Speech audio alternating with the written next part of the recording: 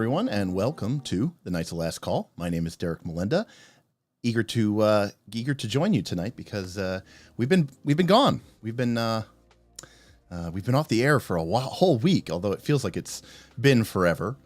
Of course, last week I was in Vegas. Then I caught a little bit of a cold, which I'm on the tail end of. And so if I sound a little congested, that is why. But yeah, it was nice to have a nice week off.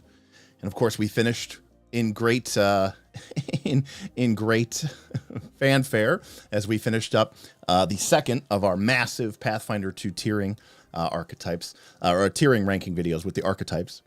And so tonight, I figured, we're going to ease back into this. I'm not at 100%. I just took a week off. So I figured I'd go with a topic that will pretty much keep everyone else away. So that, we can just have a nice, small, intimate stream. Because obviously, whenever we talk about RPGs in a philosophical sense or in an applications sense, we almost always get very bad numbers. Because quite frankly, I don't think a lot of people want to think about RPGs in that way. I think they are content to just, make characters in D&D Beyond or Path Builder and, click the buttons and choose the feats, and roll the dice. And they never think, they never stop to think, why, or like, what else could we be doing, with this game or these game systems? But obviously you do. So that is why we're here tonight. Ben tipped $25. Hey, bringing some love to the low-key stream. Thank you, Ben. By the way, although I do appreciate that, you'll notice that, we do have a new tip goal, which is designed to be a multi-stream goal. But I cannot deny that they have been very fun little exercises. But they made a sequel to A Fistful of Flowers from last year's Leshies, which we did for Halloween. And people have been on us to do something for like the springtime. And so we have our new tip goal, which is at $333. We're going to go ahead and we'll put together a follow-up, a sequel to the Leshy stream, in celebration of not only of the channel, but of also just kind of the fun, crazy, ridiculous things that we do for that. So, yeah. But thank you, Ben. Yeah, Ben, I saw that you have versus D tonight, so can't stick around too long. Well, that is a shame. I would love to get your thoughts on this as well. Who else is here? Frostjack is here. Cape Sword is here. Hey, Cape Sword, how you doing? Yellow Clad King is excited for the stream, and we're excited that you're here, Yellow Clad. Unikatsu is here, lost without the streams. Happy to have you back. Actually, I was just in Vegas, and I was just walking past almost like every day, the Starbucks, where we hung out. That was pretty cool. Zerverus, Nin is here as well. Nin asking for something crazy, like a tier list of every item in the game. I don't have a gun, but if I did, I think I would shoot myself. That would be probably the worst thing I could ever think of, Nin. Thank you.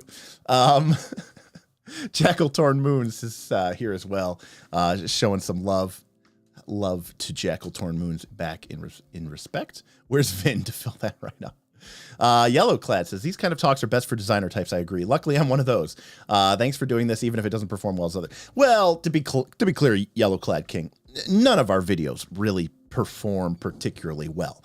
I am really just trying to reach a very limited audience, mostly my patrons, and people who, eventually kind of get pulled in by the gravitational pull of the channel and maybe become patrons. So I don't actually care about that. I'm just teasing. But yeah. Oh, the tier list was a joke. Okay, well, that's fair enough. So let's start tonight. And again, I'm going to talk, but this is a conversation. That's what makes Knights of Last Call Knights of Last Call. I'm happy to, of course, read your comments, especially if you really want to get your point across. Feel free to throw it into a super chat or a tip. It'll get read out to the stream.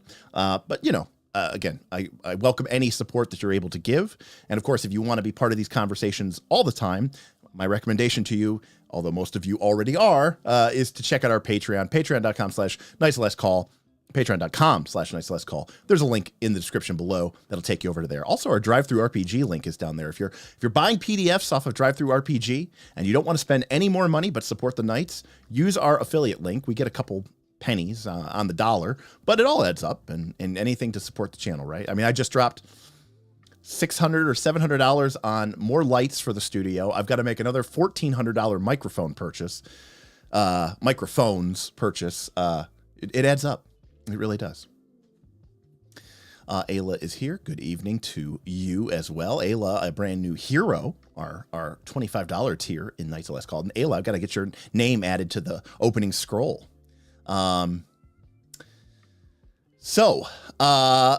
Good morning as it is. So let's talk about what we're talking about. And this is a far-ranging topic. And it really kind of cuts to sort of the core of what an RPG game should be about. And this topic idea was actually inspired for me before I left a conversation that I was having with another member of the Nice Last Call Patreon, Galarian In Depth, as well as London Matthews, because what we were talking about was rewarding and incentivizing certain types of or modes of play.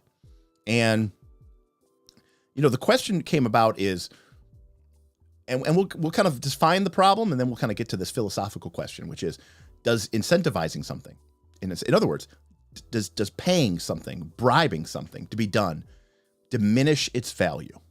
Okay, so that's kind of like the real question that I think we're going to try to answer. But let's start off with a kind of an idea of what do I mean by incentives. So if you remember, the big three questions that Jared Sorensen has when we're looking at a role-playing game are, step one, what is this role-playing game about? What is it trying to accomplish? What are its goals? Is it trying to make you experience terror and horror, or is it trying to be sort of a fast, two-fisted kind of pulpy adventure? What is the goal of the game? Two, what are the mechanics and tools that the game gives us in order to sort of feed into or fulfill the game's goal? And then the third question is, how does the game reward it if we do those things? If we play into the game's core conceit, how does the game reward us? Because my assertion is that to be a good game, you need to have good incentives. I think I've said this before. I'll say it again. I think that the assertion that RPGs, the number one thing is everybody has fun. I think that's bullshit.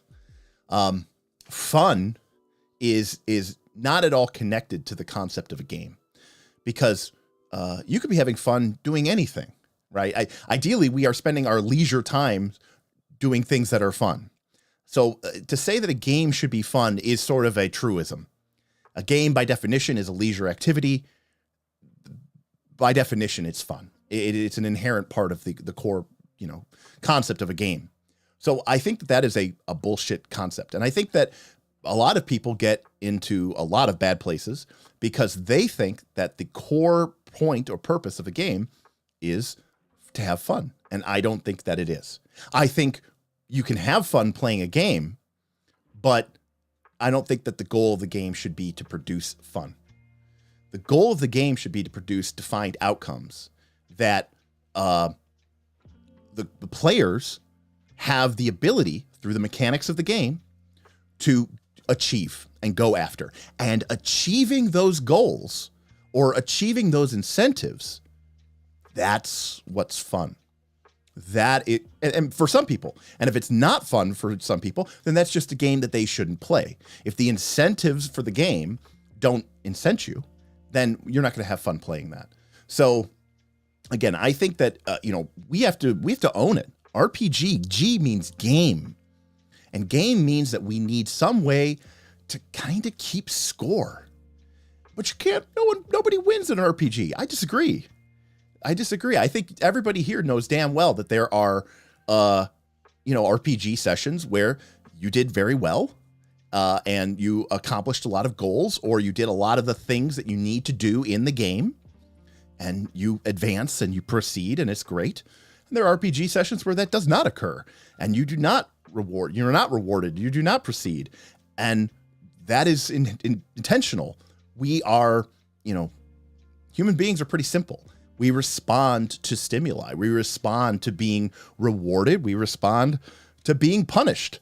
And so most of the games are designed to, say, here is an incentive, go and do it. And I think part of the problem is if you go back into older versions of D&D, which we'll get to, and if you look at modern, say, games like Root or Avatar Legends, or a host of other games, these games were very clearly saying, this is what I want you to do. This is what this game is about. And so I'm going to create a reward structure, incentives, that will, if you follow these reward structures, you will be playing the game the way that I intended you to do it. And it creates this kind of, the opposite of a death spiral. I think the term is like hermenetic circle or something. I can't remember the opposite of a death spiral is, but it's an upward spiral. It's a life spiral where you play the game well, the game rewards you. That encourages you to play the game even better, and that rewards you, right? Positive feedback loop. So, and it, these games, you shouldn't be cagey about this. I mean, I always talk about player agency, but understanding your incentives is at the core of player agency. Imagine you had a job and you were told that if, you sell a lot of stuff, you will receive a bonus. Okay. Well, that's kind of nebulous. On the other hand, if they say, if you sell 100 units or 100 widgets, you will receive a bonus of $10,000, then it's very clear to you what it is that you need to go and do. And that makes you feel empowered. And if there's anything that these games should be doing, they should be making you feel empowered. An interesting kind of corollary to this, I wish I knew the link. If I find it, I'll include it in the doobly-doo below. But years ago, I watched a TED Talk about a woman, I think she was a psychological researcher, who was very fascinated by the culture, this was, again, probably like 10 years ago, of World of Warcraft. And the idea that there were these people who were willing to spend their money. By the way, they're not being paid. Okay, they're paying money to Blizzard or to Blizzard Activision to solve problems in an imaginary world.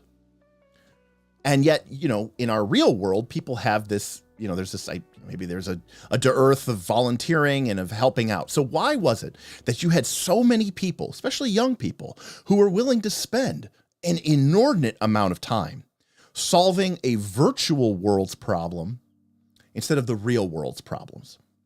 Okay. So this is what was very fascinating to her. So this was what her research thesis was on, and this is what her TED Talk was on. And what it really came down to was goals, clearly defined goals with clearly defined and guaranteed reward structures. In real life, we all know this. We all know this, right? In real life, you could bust your ass. You could ship 1 million units. You could sell 1 million widgets. You could write 10 million lines of code. You might not get the promotion. You might not get the raise. Sorry, next year. Real life is so complicated. If I do A and B and C and D, sometimes you don't get the girl or the guy, even though you did everything right. And it's not always clear. I need to turn my life around. Well, how am I supposed to do that? I could do anything. Real world just does not have easy answers, and it doesn't have blueprints to easy solutions. I mean, there's a very few rare cases where it does, but for the most part, it doesn't. But in RPGs like World of Warcraft or Dungeons and Dragons or Pathfinder, we have a roadmap to success. We can say, this is what I need to do to get better. This is what I need to do to gain a level. And and any sort of measurable, objective or subjective sense, I am now better than I was before. That is incredibly rewarding and satisfying to people. It is far more than any sort of, many incentives that you would get in the real world, because the real world is, Lance, I think, said it best. IRL is a shitty game. Yeah. So, TTRP, now there's many types of games, board games, card games, video games. But I think TTRPGs, in my personal opinion, go a step further, because while I can do well in a board game, and I can feel the satisfaction of achieving certain objectives, receiving certain incentives, and then ultimately winning the game, there is something that is so personifying, the personification element of TTRPGs, the continuity of TTRPGs. One of the reasons why I think, for me personally, I don't like one-shots. Because I think a big part of the enjoyment of TTRPGs for me is the growth. It is the struggle, but it's the growth. It's not just about what cool thing that I do. It's about seeing this imaginary character go through a journey and sort of progress along their arc, whether that's a story arc or it's just, level 1 to level 20. It's a glow up, right? It's a glow up on an epic scale. And unlike in real life, in TTRPGs, you have a handbook, you have a guidebook that tells you, it shows you, these are the things that you need to do in order to achieve these objectives. And that is, that is very, very appealing, I think, right? To a lot of people. So this is why I think incentives are so important on a minute to minute basis. Certainly on a session to session basis for TTRPGs, because I think, and I've said this before on the channel, that what gets rewarded gets repeated, right? So whatever the game or the GM is rewarding, that is the behavior that you are essentially saying, I want to see. And for most people, that is going to be behavior that they're going to want to encourage. They're going to want to continue to do that. So I think it's important, because again, in real life, everything's very ambivalent. Everything's very muddy. Like, I'll give you a great example of this. This was a conversation that was happening on the Patreon a while ago, but I had gotten some comments in our Quest for the Frozen Flame AP. And some people were like, wow, I can't believe, we were using, a kind of a pseudo form of milestone based experience. But not really, you were getting experience points and doing these chunks of things. But I basically told my players, yeah, if you go to this location and, defeat the thing at the end of it, you'll get enough experience points to level up. And a lot of people are like, I can't believe you're telling your players that. Well, I am telling them that because unlike in real life, I want them to know what they need to do to succeed. I think that giving players sort of, specific, measurable, actionable, reasonable and timely goals, smart, is a great tool that you can use as a GM. Because once you've laid out the reward structure, once you've laid out the incentive structure, you shouldn't have to do anything else. The players will self-select their behavior in line with the reward structure that is given. And it also means that when a player chooses to do something that is not in the rewarding's interest, it's a conscious choice. It's a decision that the player is making to say, I'm not going to take that route that will grant me power because I don't want to pay that price, right? This is, they come to you and they say, we have a promotion available for you, but you need to move to the West Coast. And now you get to make a decision. You're not being forced to move. You're not being told that you're being fired. No, you have a choice. You can level up your life, get the promotion, but you'll have to move. And that comes with all the consequences that are, associated with moving across the country, leaving your friends, your family behind, starting a whole new life. But in TTRPGs, these are the type of kind of conundrums that we should be presenting to our players. We want players to feel empowered to make decisions. And when they consciously choose to pass up on, you know, sick EXP or something because of a moral standing or because of an ethical standing or because of something else that their character cares about, then that makes that decision, I think, more impactful, not less impactful, more impactful, because they know damn well what they're giving up. And I think that, you know, with gains come losses. And I think that that is why incentives are so important to the structure of a role-playing game. And I think that what we reward is just as important as all the rules that get us there. So let me see if there's anything here. Again, if you want to get immediate attention, don't forget to use those super chats and tips. But I just want to catch up to see if I miss anybody here. Topin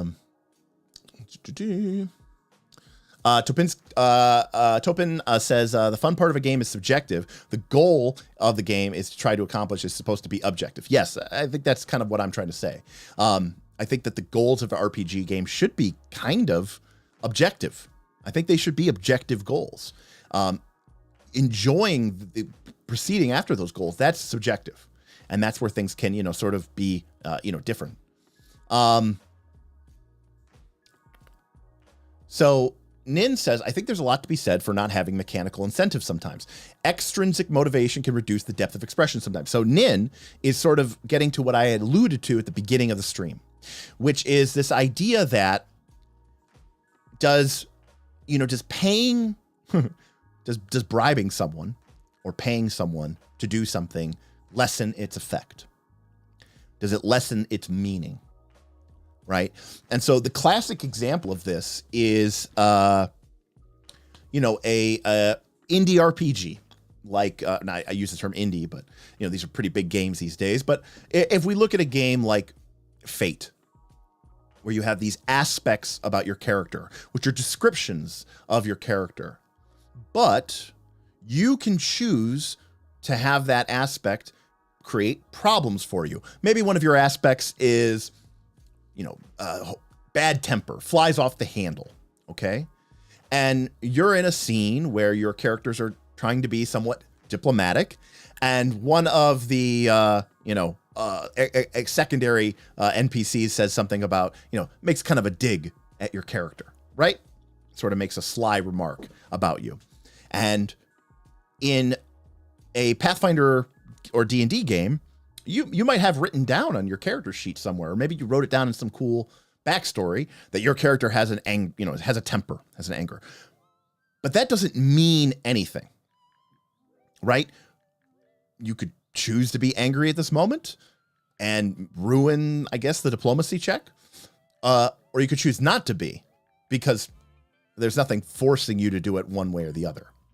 But in a game like Fate, where you might have that aspect, the GM might step in and say, or you might self-select, is say, like, hey, is this a moment where your character would get really angry? I am going to incentivize you. I have here a fate point, right? I have here a chip, which I will reward to you, which has mechanical impacts to the game.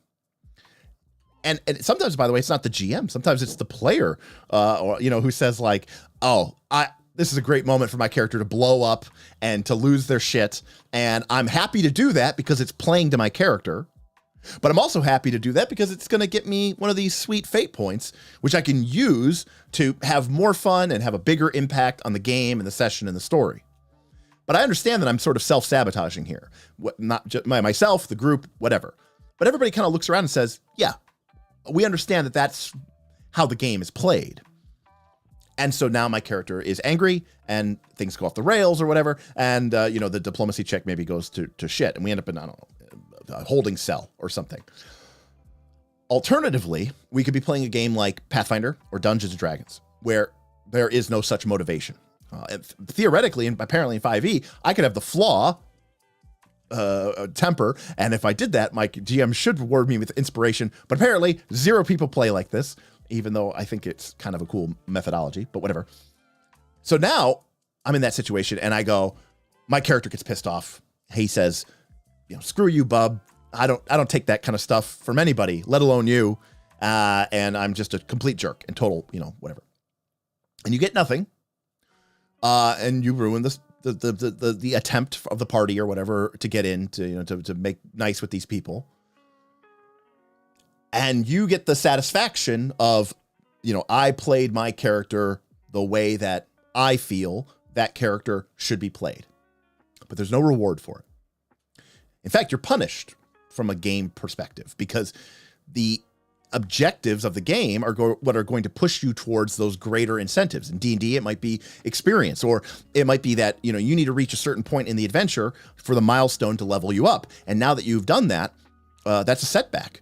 And it might take an extra session before the group reaches that critical milestone. And so that's one more session that you guys don't level up. But does that expression of anger that causes that everything to go to shit, does it mean more because you're just doing it because it's what my character would do? I don't know. I didn't really have a great answer to that. But what I can say is, as a game, that's horrible incentive. As a game, that is a horrible incentive. If I want to play a game that is going to reward me for behaviors that in a role-playing, right? Role-playing game. So when I role-play my character, that means I should be doing better at the game. And so for me, the two of those things are intrinsically tied. And you need to incentivize role-playing in order for the game component to function. This would be like playing Monopoly and deciding that my character in this Monopoly game is actually a philanthropist who has no desire to accumulate monopolies or build homes. And if someone does land on their property, they're very benevolent and they waive the rent. Well, that's fine and good, but you will lose that game of Monopoly every single time. And you're not really playing the game well. So, and I'm not trying to say that the game should come at the excuse. I saw Ben say something, which I want to kind of highlight here. I don't know if he's still around, but he says the downside of this theory is that you end up with Paragon and Year Zero engine. It becomes very board gamey. Games that have mechanics like focuses or passions do the same thing more elegantly. I do agree. There are kludgy ways to do it, Ben, and there are elegant ways to do it. There's a million different RPGs out there, all trying to sort of accomplish or do the same things. So I do agree with you that it can be done well, because incentives can mean a lot of different things, right? Incentives could be things like experience points, leveling up, rewards. But incentives could also be things like just, I want to be able to use my best stat for this check. And my best stat in this game is, politics or willpower or drive or passion. And so it's on me to sort of role play in such a way that the mechanics will then align with me getting to use my best stat. Again, contrast this with the standard protocol for a D&D or Pathfinder 2 game, where no matter what I say or what I do or how I describe it, me grappling someone or me jumping over a pit or me knocking down a door, it's going to just be a strength check athletics. It's just, and that it is what it is, what it is. There's no element to me playing the game that is really going to impact that, except for mechanical widgets inside of the game, which is fine. That incentivizes a different type of behavior, though, doesn't it? What kind of behavior does that incentivize? It incentivizes maximizing those bonuses, right?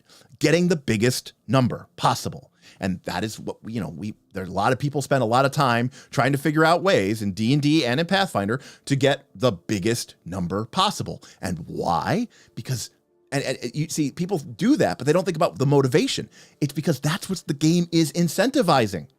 You are incentivized in these games. People want to succeed.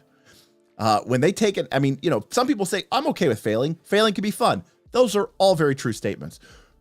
But especially in a D&D game or a Pathfinder game where failure has no intrinsic value, and critical failures are actively bad for you, there is every possible incentive for you to want to succeed. And so people do. And so people, if you want to be good at a skill, what do? You put your skill increase into it.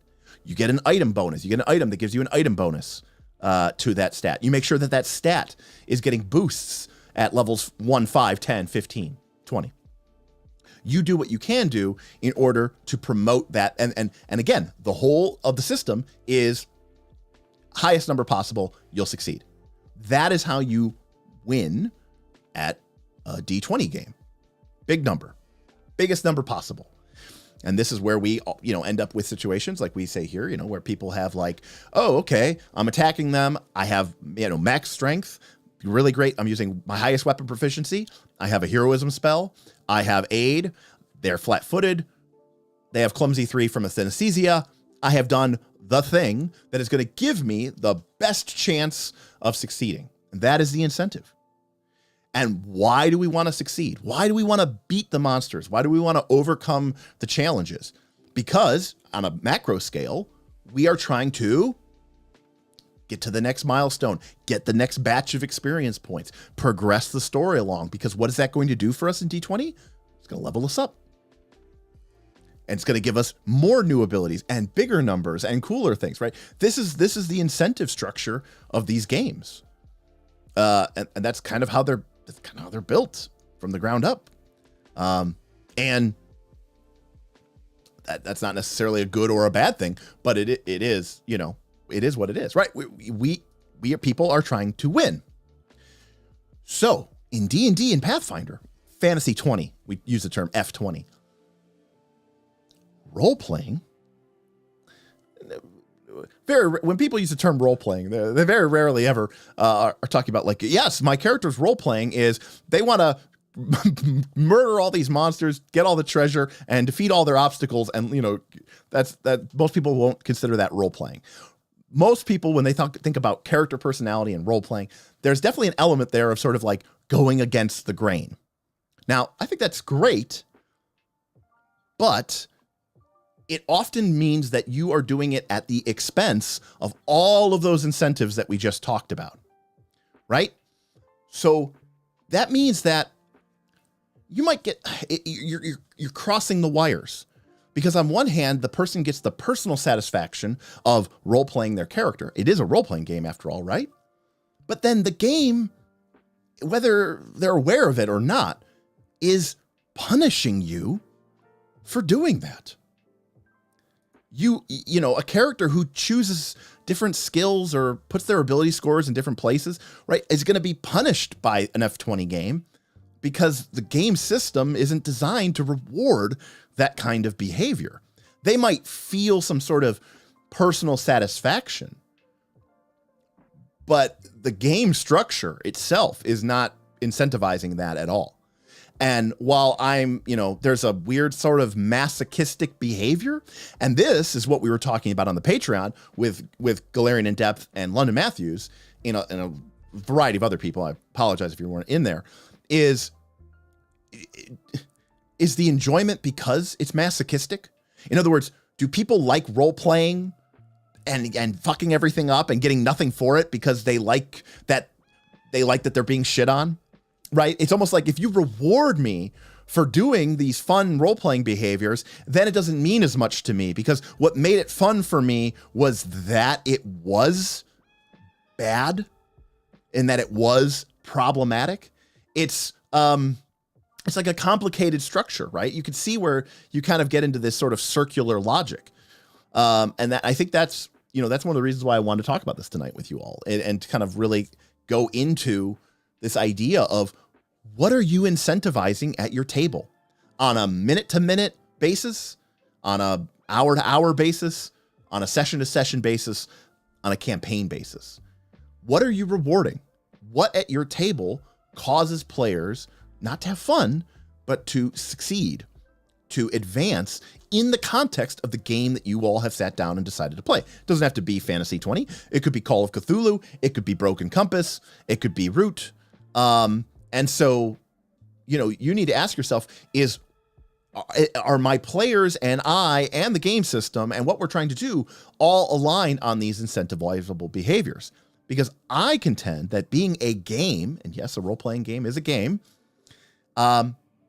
you should be trying to achieve success.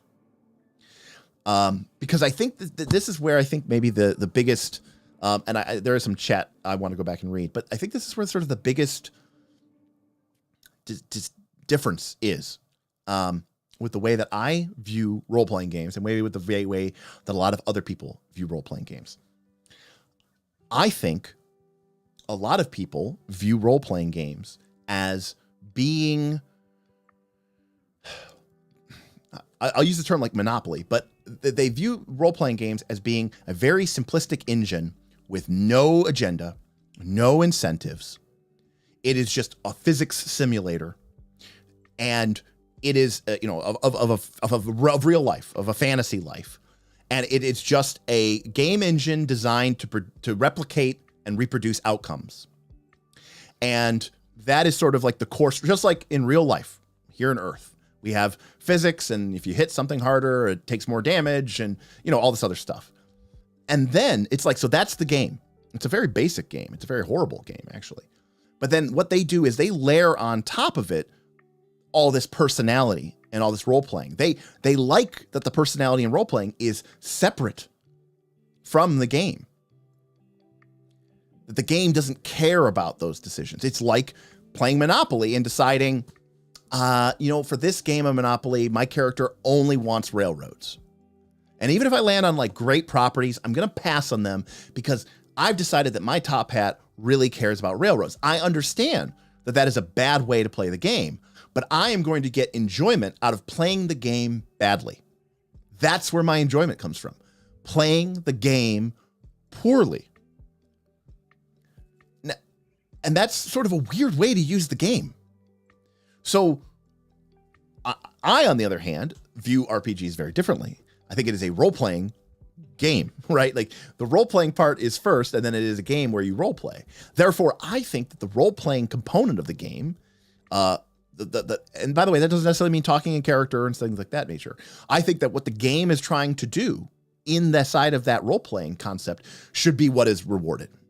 And if you go back to like basic D&D from the 80s or original D&D, you had this idea of, well, what is the point of this game? What are we role-playing? We are role-playing adventurers who go into dungeons to get vast riches and wealth. That is what you were role-playing. It doesn't necessarily mean you're acting out or anything like that, but the role, the character that you were sort of in control of was this treasure-seeking adventurer, murder hobo. And the game was designed to reward that. It said, hey, if you get a lot of treasure, you get more experience, and that's what's going to let you level up. You're going to have more hit points. You're going to have a better attack roll, which means you're less likely to just, your saving throws will get better. You're less likely to just die to some random trap or, some random pack of giant rats. And you go, oh, cool. Like, that is awesome. I feel that, elevation of power and inside the context of the game. I liked that. I want to keep doing that. And so that was the structure. And I consider that to be role-playing of the utmost degree. And the game was designed to encourage that. Now, if we go back to like a 1970s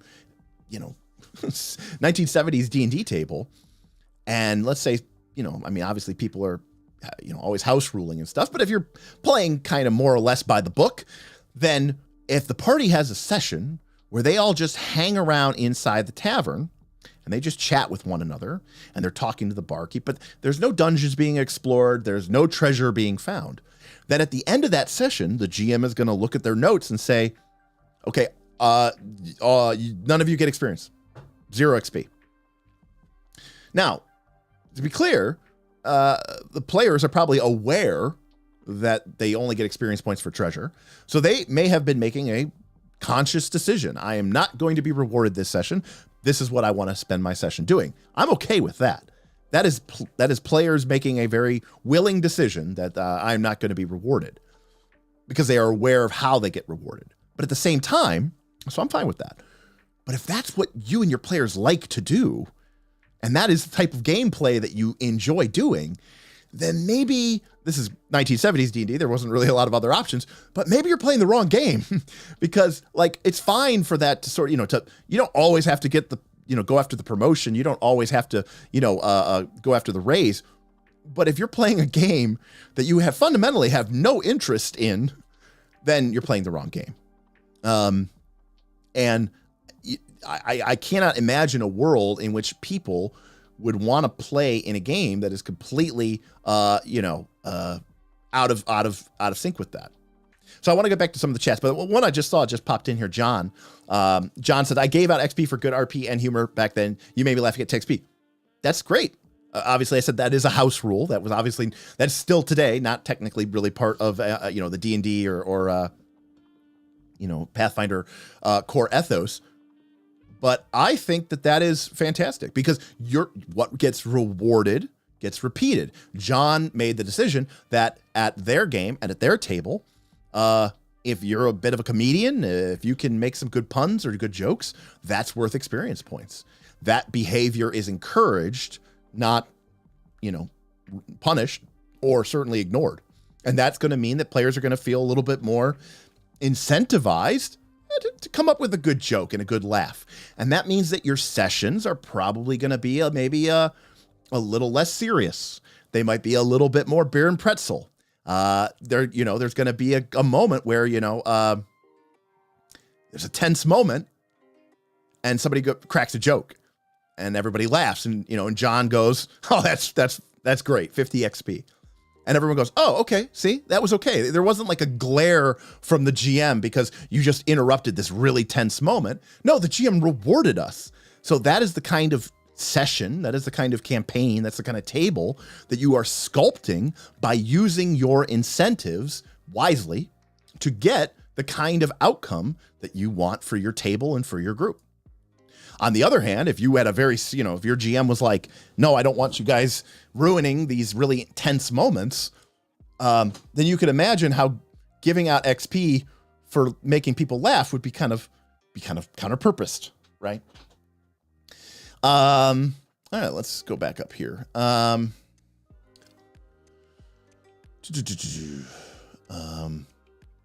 So I see there's conversations here about evil and good. Frostjack says there's definitely a cultural belief that being evil should be easy, being good should be hard. Yes.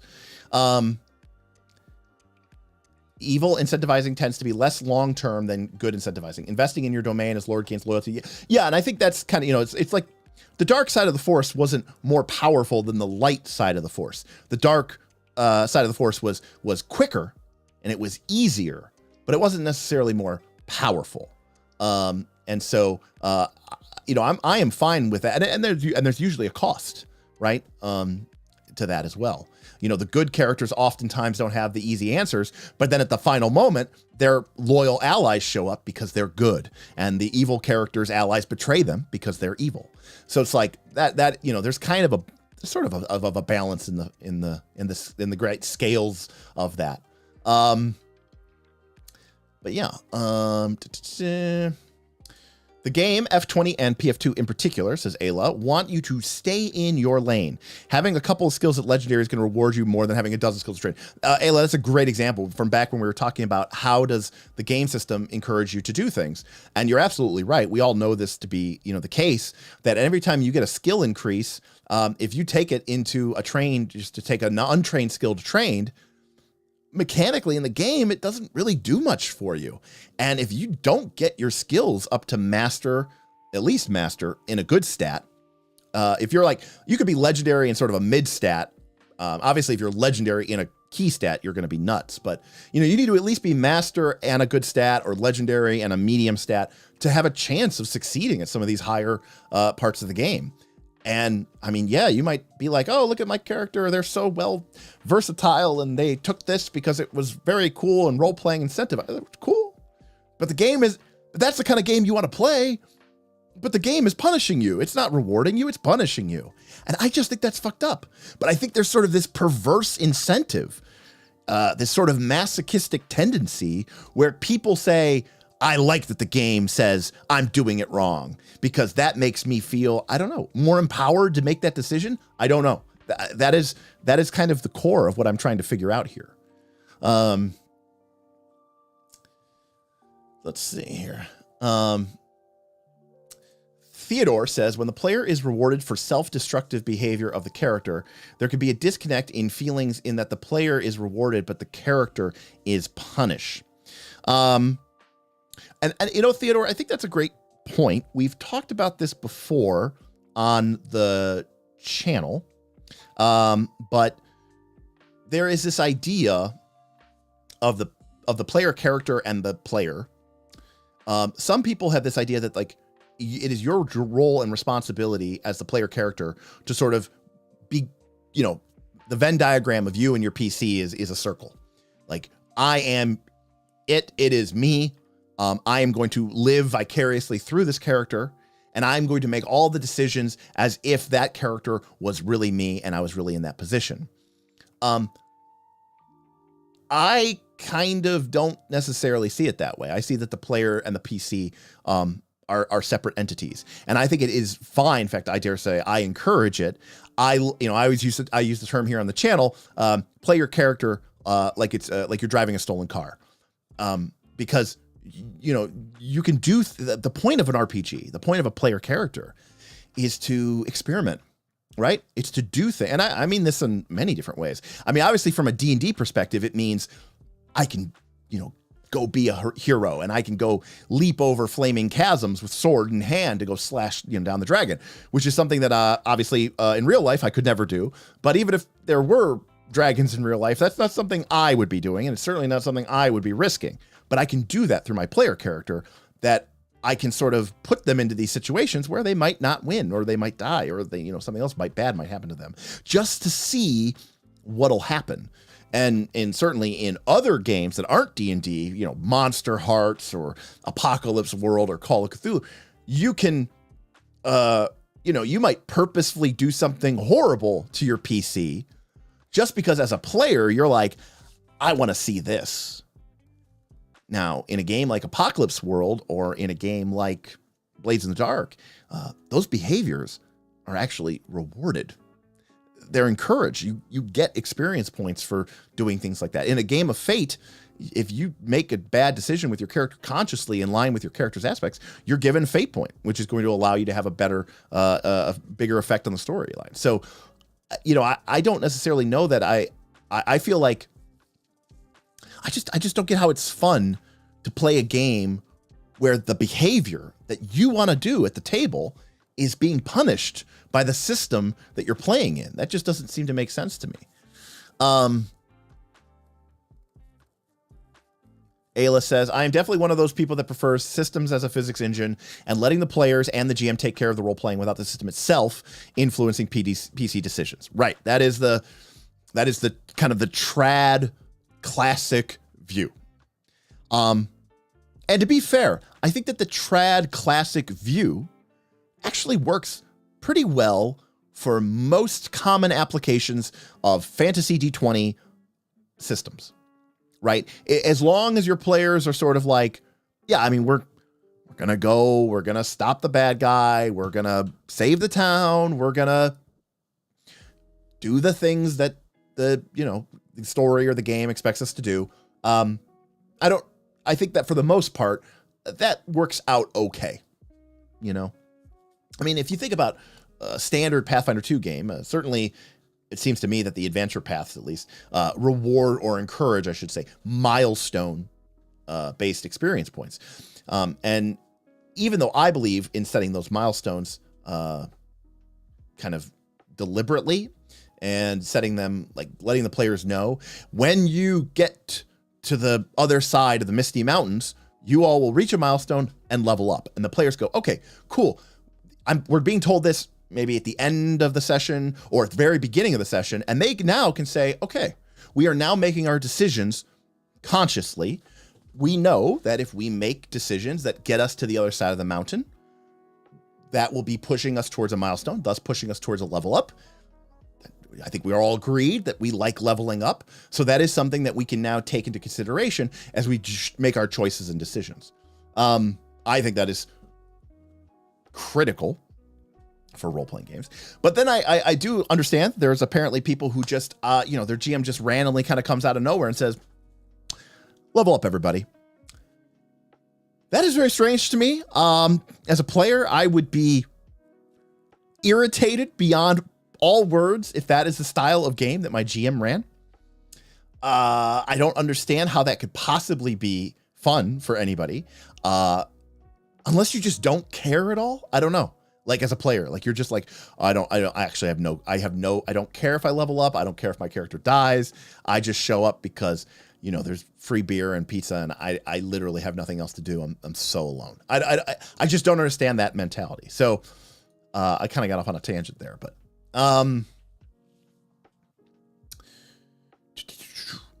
Nin says, I've had many sessions where we got very little XP due to role playing in town all session. Though while we don't gain XP, we gain abstract political power and world status. Now, Nin, there is something to be said about other forms of incentives, right? But I think we all agree, like, experience points is a meta currency, right? You're not like physically siphoning experience points out of the monster's souls, right?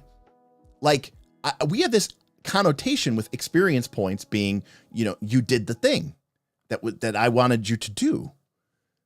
Experience points is the game's meta currency. People who say they hate fate points, you're using them too. You're just using a lot of them and they're called experience points and they come in 1000 XP bundles. It's the same concept, people. It really is.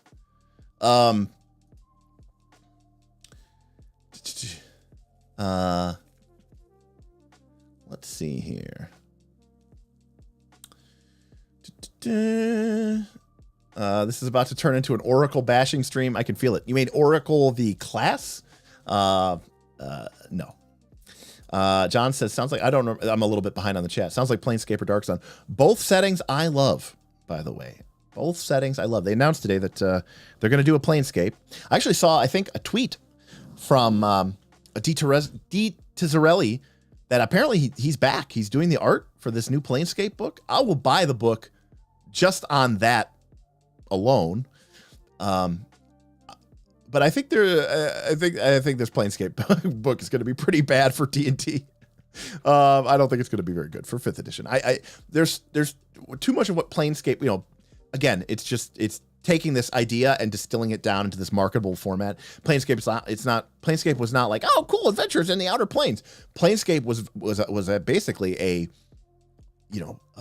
battle for control of the souls and minds and hearts and minds of the universe through ethical, moral dilemmas and battling, where thoughts and philosophies had a tangible influence on the reality of the world around you. And it was literally a kind of a battle for the universe's soul. It kind of really dived into some pretty heady philosophical topics. And yeah, anyways. KC, late, but seems like a fun chat. We're talking system rewards and how it affects play. Yeah, that is correct, KC. You got it completely correct. But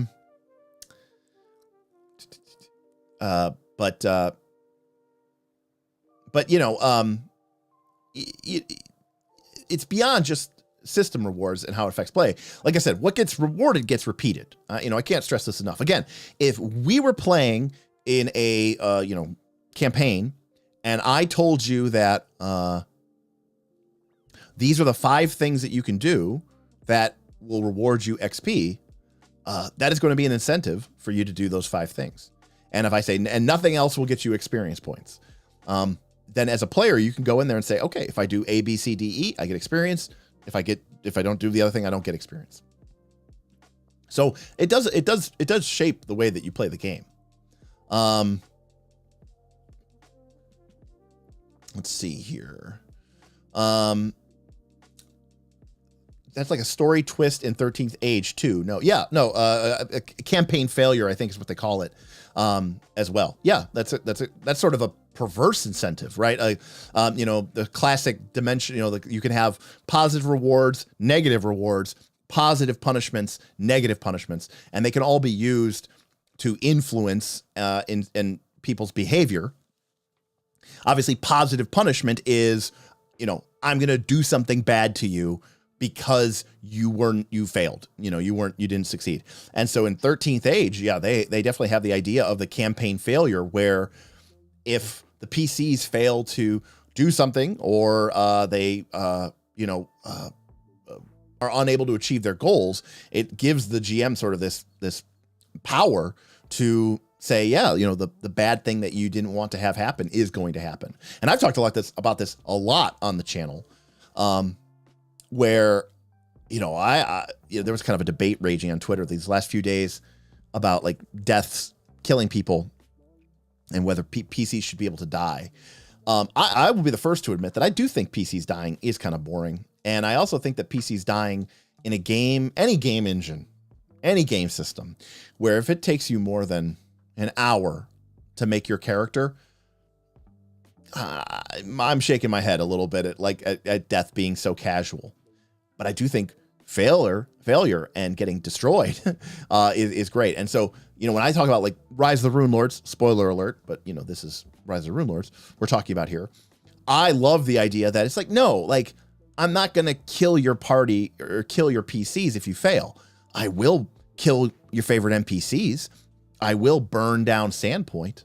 I will destroy, you know what I mean? Like I will destroy everything else around you. And that also creates great moments for the player as well. But people have a problem.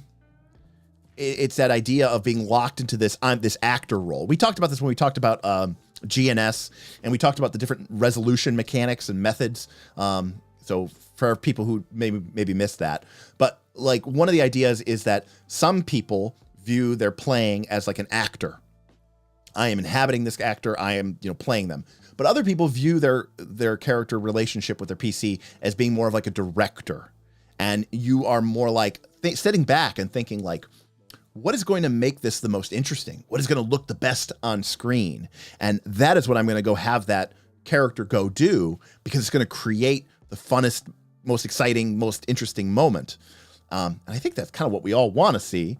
And so for me, it's like, yeah, I'd rather, the characters have to live with the consequences of that decision. But then from a director standpoint and a player agency standpoint, what cooler way to say, okay, you guys fell fighting Nualia.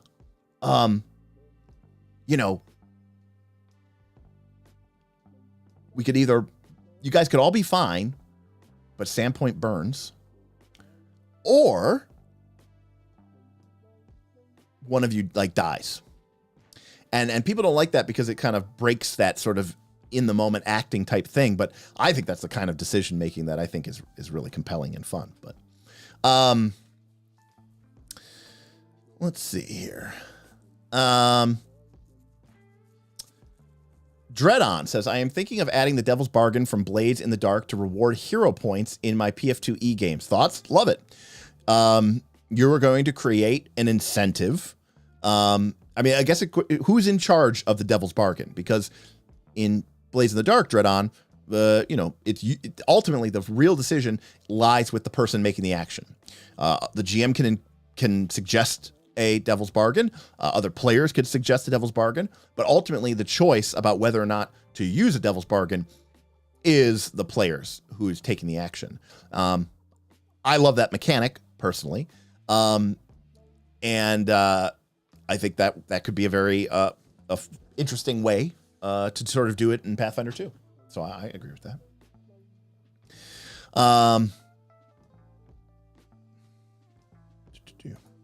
See, this is how, we actually got the viewers up there. I'm sort of just looking at some of my numbers. We actually did get some viewers in here, so welcome everybody. Although you could definitely tell that it is an incentive stream, because if this was archetypes, we'd be crushing these goals.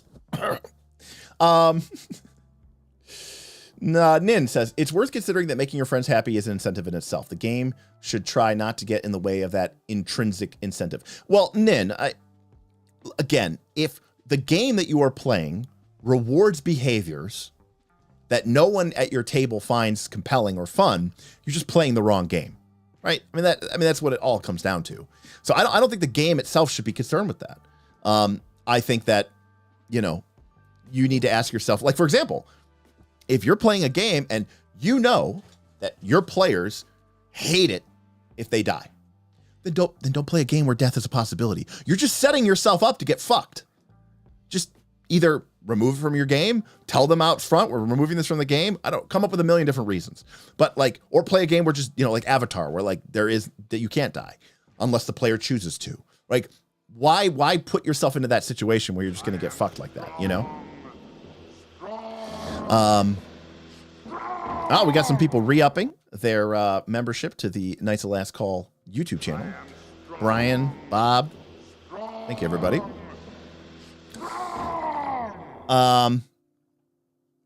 Derek, on a tangent? Never.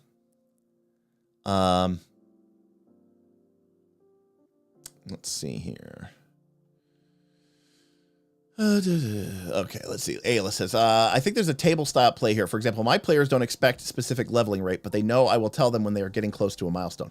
Well, Ayla, what you are telling me is that your players are not in control of their leveling. You're saying that they will get what they get from you when they get it, and they're going to like it. So your players, what kind of behavior are you incentivizing? That's, I'm not even saying you're wrong, Ayla. I'm just asking, look at your table. Look at the way you reward things. Look at what do you incentivize? What kind of behaviors does that pattern of rewarding encourage? What does it do to your specific table? I mean, I don't know your players. I don't, I know you from the Discord, but I don't know you personally.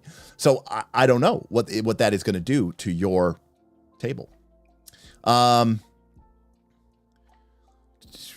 Nin says 3E Planescape is like my favorite lore by far. When I say love D&D lore, that's what I mean. Oh yeah. We speak the cant, Nin. We speak the cant. We are definitely, we're both in the cage, bro. We're both there. I loved Planescape.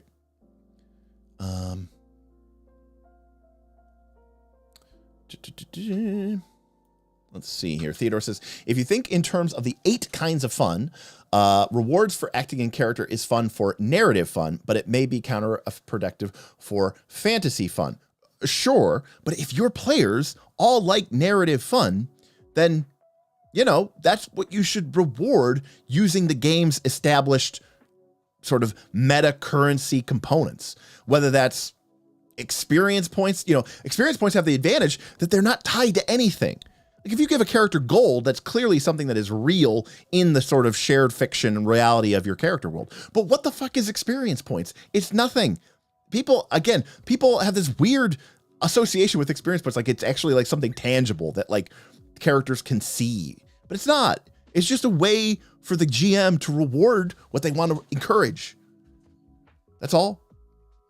3rd edition D&D got rid of awarding experience points for treasure. Instead, in 3rd edition D&D, you got experience points for killing monsters. So what kind of behavior did that reward? Killing monsters. Full stop.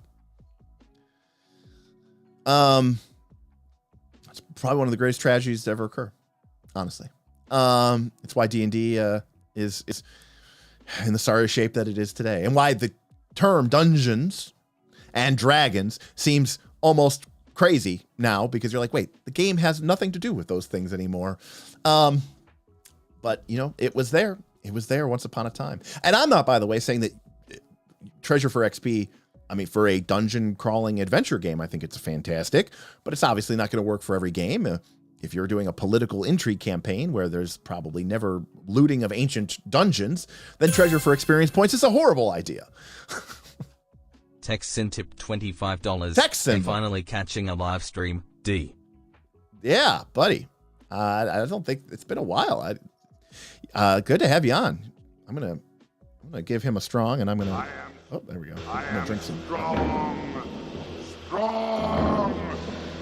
By the way, I don't know if Chad answered it, but that someone asked a question about where does that strong from? It is from the Ralph Bakshi animated Hobbit movie that was made, like, I think in the late 70s. It was originally, we started doing it as a joke to make fun of Bob, of course, like so many things. Yeah, chat's been pretty good So I'm trying to catch up here. And again, I apologize if I missed something you said. I'm sorry. There is a lot of it going by here. And this is why I like to keep my streams like under 70 people. When we get over 100 people, which we've only done a couple of times, it gets crazy. I can't read everything. Ken says, I've been playing Cypher, great system, which has an interesting game intrusion mechanic where failure is viewed as a chance to apply a plot twist. Players can spend XP as well to influence the storyline. Yeah, I mean, to me, that is mechanizing and sort of, really highlighting that this Cypher game is about creating stories. And it's giving you mechanisms and reward incentives that allow you to do that. Again, the point of D&D and the point of Pathfinder isn't to create stories. That's not what those game systems are designed to do, nor is it what those game systems are rewarding. GM Scott tipped $50. Hey, yo. Glad you've recovered from your Vegas crud. By the way, this is for more topics like this and not for leshies, but I'd rather not super chat. Well, GM Scott, I appreciate both the tip over the super chat. We do get a better percentage, people, from the tips than we do the super chats. YouTube gets their cut, but appreciate it. Frostjack tipped $10. Here's an incentive to do more streams like this. All right. Listen, you know that I appreciate all the tips. GM Scott, Frostjack, thank you both very so much. The Patreon and tipping is the best way of showing your, encouragement for these kind of streams. Because again, when I do an archetype stream, it's fun. Sometimes it can also be painful. I think some people like them because they like to see how much I die inside. There's sort of a perverse incentive, right? You're incentivized to see me suffer. But those do pretty well with views. These type of streams don't. So, tips from Frostjack, tips from GM Scott, tips from Ben, Texan, those are the type of things that really allow me to sort of want to return to these topics, because these are the topics. This is graduate level RPG stuff. Okay. This isn't how do I balance an encounter. This is, master's degree in RPG. Ken coming in with a $5 super chat, loving the chat, and I'm learning a lot from these ideas. Thanks, Ken. Happy to have you here. I don't know that I recognize the name, so Ken, you might be. I don't know if you're new to our live streams, but welcome. I appreciate you being here, and happy to have you in here. If something doesn't make sense, just ask the chat. Usually, we sometimes bring up ideas and stuff that people don't necessarily know. We have a kind of our own language at times, but let's see here. Ken, you were talking about the GM intrusion in Cypher. Yes, exactly. I knew what you were talking about. Nin says, speaking of killing PCs, I love resistance rolls in Blades so much, and I'm thinking that system could be great in Pathfinder. Resistance rolls are my favorite thing in Blades in the Dark, Nin. They are my favorite thing in Blades in the Dark. They are the most empowering player agency, they're so good. They're so good. There's nothing in that game that I like more than resistance rolls. And I love the implication of the resistance roll. And I love the way that it changes the flow of consequences. I don't know if everybody here knows what we're talking about here. But if people in chat want me to go into further detail about this, I will. But Nin is on the point. Let's see. Let's see here. It's funny how many KLC streams involve fawning over Blades in the Dark mechanics. It's because John Harper is a goddamn genius. Okay, Blades in the Dark is a fantastic game. I recommend you should try it. You should play it. You might not like the setting, which is fine. There's other settings: Scum and Villainy, Band of Blades. There's a couple other settings out there that use the Forged in the Dark engine. But John Harper has made some incredible games. Okay. Some of these games are free. Some of these games are like one page. World of Dungeons, Lasers and Feelings, Lady Blackbird. Okay. Mustang, which kind of evolved into Aegon, which is not one page. But all of these are fantastic games. And most of them he did for free, and they were just downloadable on their website. Danger Patrol is another John Harper original. That one's hard to find. I don't know if the PDF is still out there, but if you Google Danger Patrol John Harper, you might be able to find it. And that's a great game too. So yeah. Anyways, John Harper is a god. Let's see here. Dreadon got a chance to play Blades for the first time last weekend thanks to this channel. Well, that's sick. Awesome. That is very, very, very good. Yeah, it's all good stuff. Let's see. John is giving their love for 1 GP equals 1 XP. Theodore seems to be agreeing with that. Gold to Cat, sorry. Saying that money for XP is the best thing. I stand by it. It's the best thing for a game of fantasy adventure where leveling up and treasure is important to the players that are playing the game. Not the PCs, but, well, to the PCs and to the players. And if you could think of a game system where there's some sort of experience point system where you level up and some sort of escalating series of challenges, maybe more powerful monsters or traps or spells, and treasure or magical items are an important component of the game. If you could think of a game system like that, they're kind of rare, but if you could think of one or maybe two, then those are the type of games that should have treasure for experience points. And if they don't have treasure for experience points, you get into a really weird situation and you have to come up with a lot of workarounds. I recently played Quest for the Frozen Flame on this channel. And in the nature of that Quest for the Frozen Flame, they're wandering through the sort of primitive wilderness of the realm of the Mammoth Lords. There are no magic item shops or merchant bazaars, and there's not even really weapons or magic of any sort.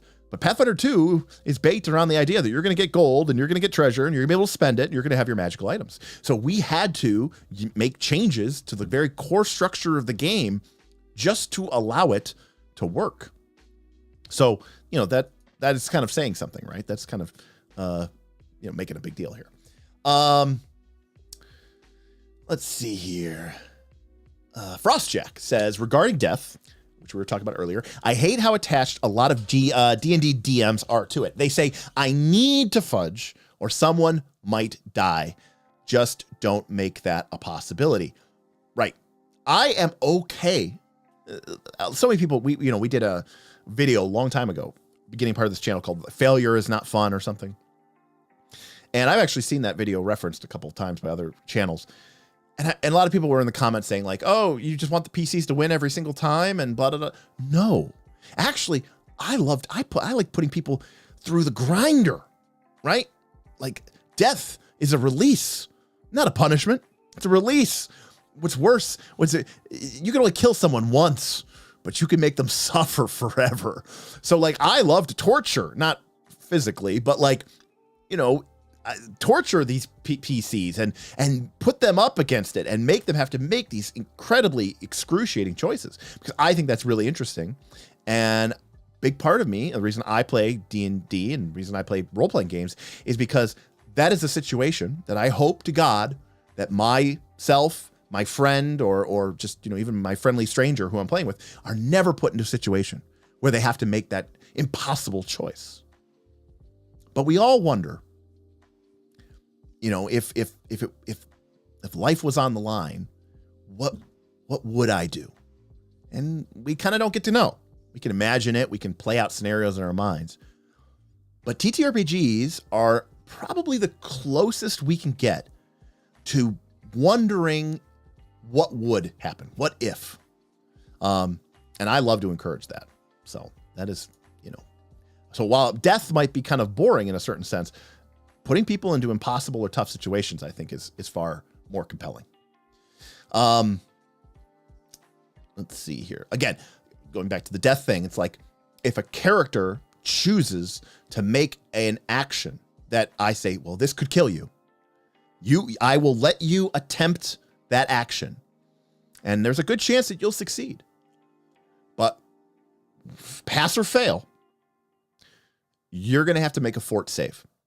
And before you even make it, I'm going to tell you the fort save. Before you even go in, I'm going to tell you the fort save. The DC is 27. And the person goes, well, I have a plus 13. I go, okay, well, you're going to need a 14 or higher to pass the fort save. If you fail that fort save, your character will die. If you pass that fort save, your character will live. They will be broken and beaten and badly injured, but they will live. Do you do the thing? And now I can't fudge because I've said everything. I've said it all.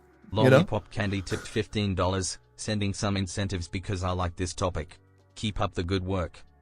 Thank you, Lolly. Appreciate the tip. Appreciate the support. Thank you, everybody, for that. And I'm glad you're enjoying the topic. I mean, topics like this is why I have the Discord. It's why I have the Patreon. It's because I like smart people who disagree with me. I like smart people who have their own unique experiences, their own unique points of view, and I get to learn from them. They get to learn from me. We get to have a conversation, not just a monologue, right? An actual back and forth, a dialogue. And I think we all benefit from that. So I love it. I love to see the support. I'm glad that, you're enjoying this. Ayla, I love to torture people. Derek, March 2023. You're not wrong. I mean, that's like the long and short of it is you're not wrong. You now understand why we put you through the Leshy streams. Look, I'm not going to lie. Like the Leshy stream did very well for us. We got a lot of tips and chats, so that's really great. But yes, I do think that adventure and the ancestry are very stupid and it is very tilted. But you know what? Crazily enough, still got this bad boy right here. Look at that. Still ready to go at a moment's notice. Popcorn, the Snapdragon Flower Leshy is ready to go. All right, where are we at here?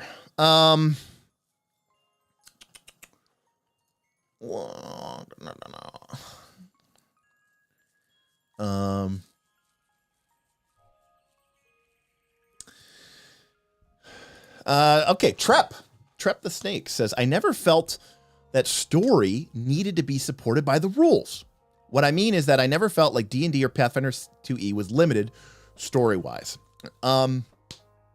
You are right. I don't disagree with you. I think you can use D&D or Pathfinder 2nd Edition to kind of almost do anything, really. But what you're doing with the game may not have elegant, interesting mechanics to support that decision or to support that kind of play. And it definitely may not have reward structures in place to reward you for doing that kind of play. So you can do it. I absolutely think that it works pretty fine. But, consider the difference between, say, making a skill check versus combat. Okay? In Pathfinder 2nd Edition or D&D, but whatever. Pathfinder 2nd Edition, I'm more familiar with.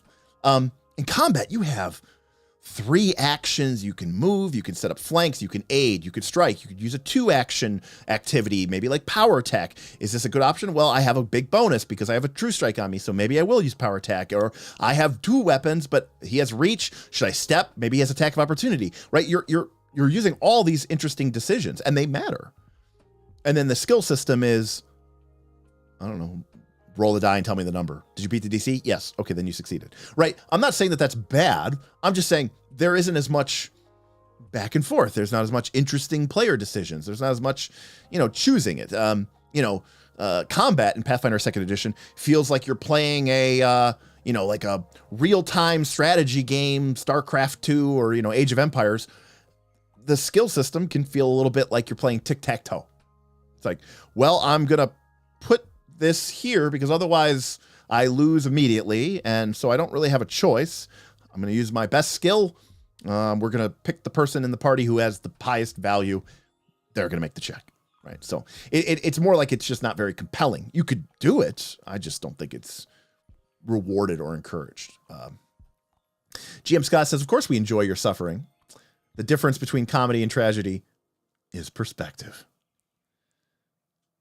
RPG! Well said. RPG! RPG! Mike T asking the real questions. How do we reward a PC for correctly applying the Pathfinder 2nd Edition water pressure rules? That is correct. You, level 20, you're now a deity. You ascend on the Star Zone. You kick some god out of the Pantheon. You are now a deity. We had a super chat from Mike T. Tip goal to refill Derek's accounts post Vegas. Yeah, Vegas was a bad beat, Mike. Bad beat for all of us, really, honestly.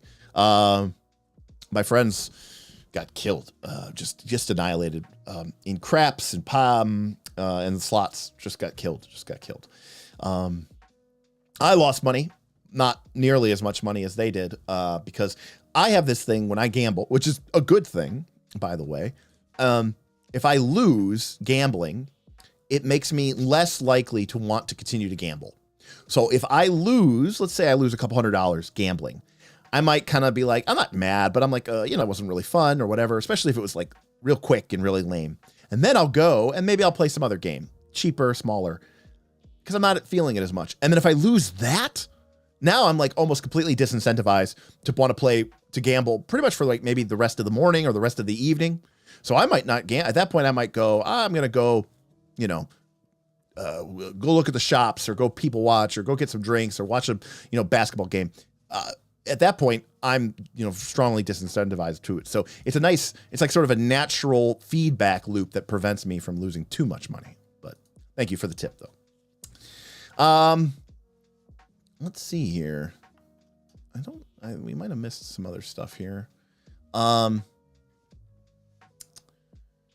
You will cover resistance rolls from Blades in the Dark, and you're my favorite thing from each of these system streams. Oh, yes. Jim Scott, I thought that was an excellent idea, actually. And I know that someone else had suggested it, and you had suggested it a while ago. I do think that this is a great idea. I think it was just one of those things where I'm like, I'd have to really think about that. I'd have to what are some of my favorite mechanics from these different game systems? And I think that'd be a lot of fun, especially if you can figure out ways to steal them and put them into other games. Do I think that Blades in the Dark is as good as the player empowerment in Sentinel Comics? Yes, I do. Maybe more so.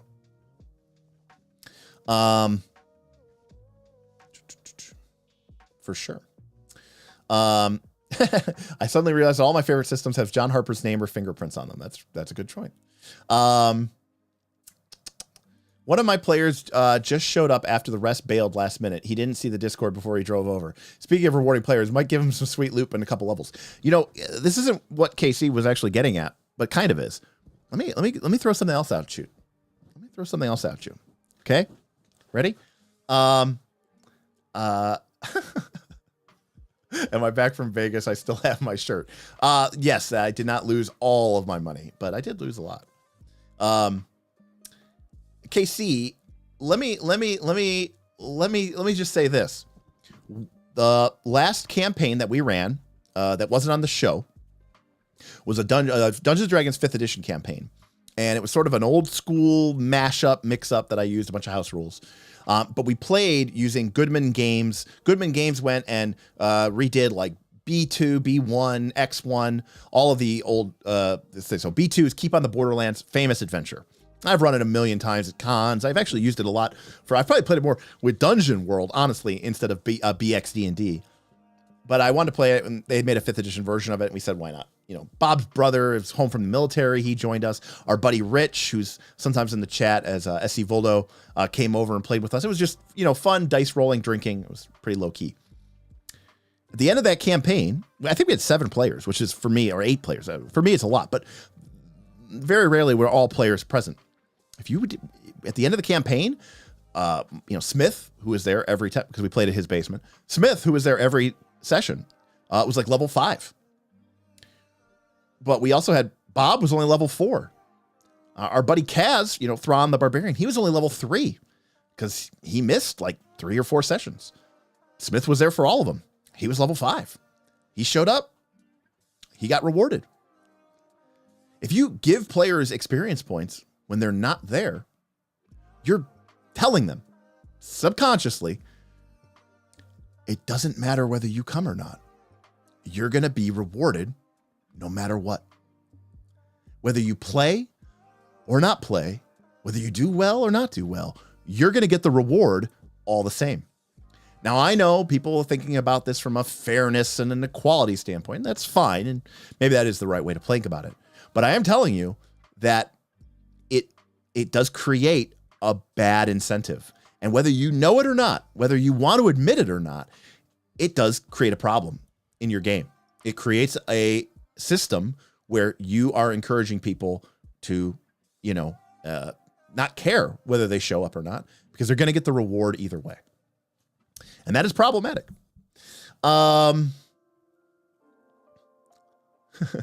Ken says, I loved gold for experience until the group had to figure out how to carry 50,000 GP from the dungeon so the thief could level up. Ken, that is exactly the type of non-linear problem solving that I loved about old school D&D. I loved trying to figure that stuff out. Oh, you found the statue. It's worth 27,000 gold, which is a ton, but it weighs an actual ton. How are we ever going to get this out of the dungeon? Like, I love it. It's kind of silly. Welcome to Night's Last Call. Death is a release. It is not a punishment. It's from the Dragonheart movie with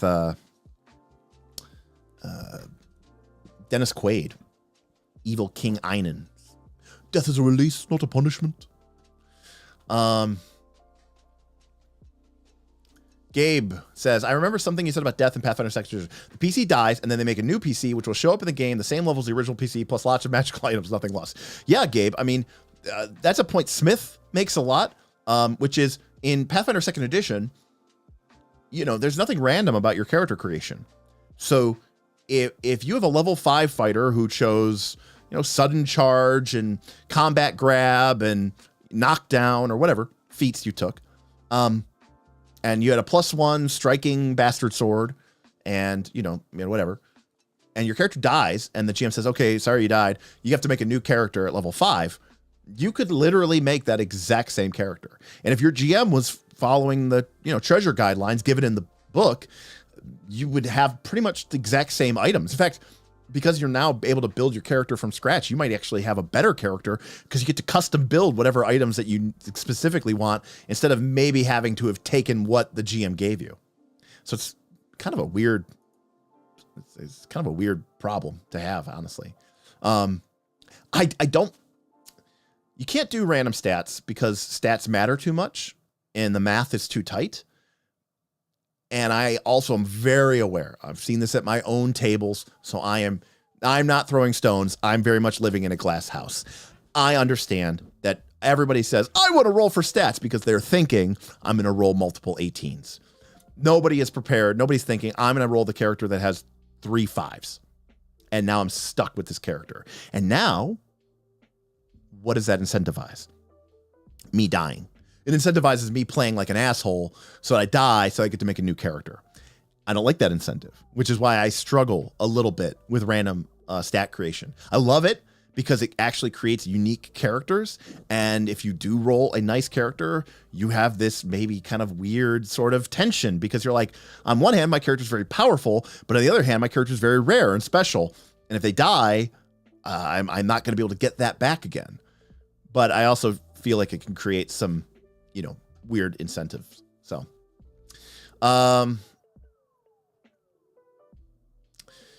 see here. Popcorn's head is about 80% of a KLC beer helmet. The KLC beer helmet may have to be, I will say this, GM Scott, I know they're fucking you really hard right now with the Gen Con thing in the hotel, but I really want to try to get some KOLC hoodies or something made, or at least some really nice t-shirts made before Gen Con. And I do want to try to have like a Gen Con special, something that we can give for people who are able to make it, but maybe we'll do Origins is just much closer in time than Gen Con is. Look, the less she streams, well, number one, it's an opportunity for me to play.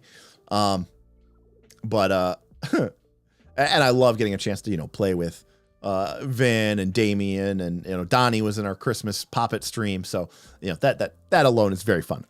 Obviously that is nothing like the kind of game I want to actually play, but I like the people I'm playing with, so there is something to be said about that.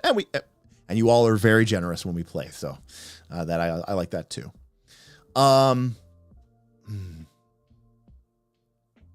Let's see here.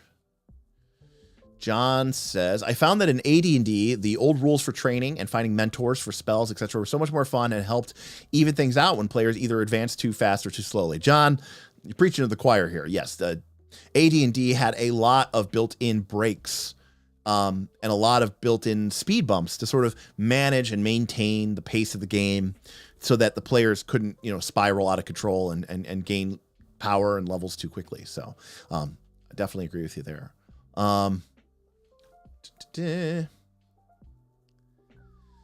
KC giving us good advice about how to, my limit when I'm in Vegas is usually $500 in losses a day. Now that's not including food, and we usually go to a nice restaurant. Now that's not saying I want to lose $500 a day every day, but if I did lose $500 every day that I was in Vegas, I would be okay. But I typically am going to spend another $100 to $200 a day on food, especially we tend to try to go to a nicer steakhouse or restaurant for dinner. If I maybe have some drinks, that can add up as well. So that's sort of my range. But yes, if I were to lose, $300, $400, $500 early in the day, I wouldn't gamble for the rest of the day, unless it was like the last day and I really was having fun and wanted to keep playing. Now, Lollipop, we were talking about falling behind in 5th edition. You are completely correct, Lollipop. That works kind of okay in 5th edition. The difference in attack roll between a level 5 fighter and a level 2 fighter or 3 fighter might only be 1 point. Whereas in Pathfinder 2, it could be like 5 or 6 points. And that is obviously a huge difference, especially in Pathfinder 2, where the monster's armor class also scales up accordingly. Strat is here. I don't know if I saw you earlier there, Strat. I don't think everyone gets XP no matter what creates bad incentives. It just removes XP from being an incentive entirely. Oh, yeah, that's a good point. That's actually a really good point. It does. In fact, that's actually an excellent point because you kind of made a great point for me. One of the games on this channel, my headphones are really bothering my head today. One of the games on this channel that I love a lot, Legend of the Five Rings, has a very unique way of awarding experience points. It awards you experience points based on how long you played the session. It uses a different XP scale, but in Pathfinder 2E terms, we'll use Pathfinder 2E terms, for every hour long the session is, you get 100 XP. So if you play a 6-hour session, you get 600 XP. If you play a 3-hour session, you get 300 XP. It doesn't matter what you do. You get the same amount of experience points. So that is because it is removing entirely experience points as a motivational system. It's more of a chess clock, really. It's not designed as an encouraging system. It's designed as a pacing mechanism, not a reward incentive. It's a pacing mechanism, not a reward incentive. So then the game has to have another way to incentivize you, though, because you can't have a game that doesn't have an incentive mechanism in it. And so in Legend of the Five Rings, you have things like your honor and your glory and your status, which are these sort of meta scores that represent how famous your samurai is, how honorable your samurai is, and how sort of high up in the social pecking order your samurai is. And those are very much goals that players are encouraged to try to, raise. You want to be a high status samurai. You want to be a very glorious samurai. And so the actions that you take in the game aren't about really leveling up your samurai. They're about really about pushing those 3 things up. And you want to take actions that are in line with doing those things. But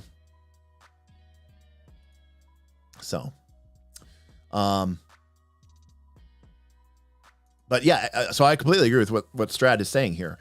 But if XP is just a pacing mechanism, okay, you said it. And the real reward is just something else, then giving it to everyone is the correct thing to do. Agreed. Yes. And that is what Northern Reaches did. That is correct. Because it was a pacing mechanism.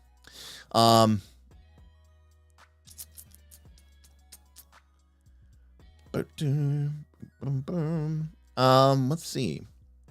Jackal Torn Moon says Rules Lawyer's Endless Tale Tavern awards XP based on playtime. Yeah, Northern Reaches fundamentally in season 1 was sort of based on playtime, with the GMs getting a discretionary amount of XP that they could award on top of that, we found that didn't really work as well as we wanted it to. And so in season 2, it's literally just XP equals time spent. If you play a 5-hour session, you're going to get 5 hours worth of XP. If you play a 2-hour session, you're going to get 2 hours worth of XP. Yeah. Let's see. But if you don't give XP for missed sessions, doesn't it mess up the type math? In Mighty Dave, in Pathfinder 2nd Edition, 100%. It would mess it up.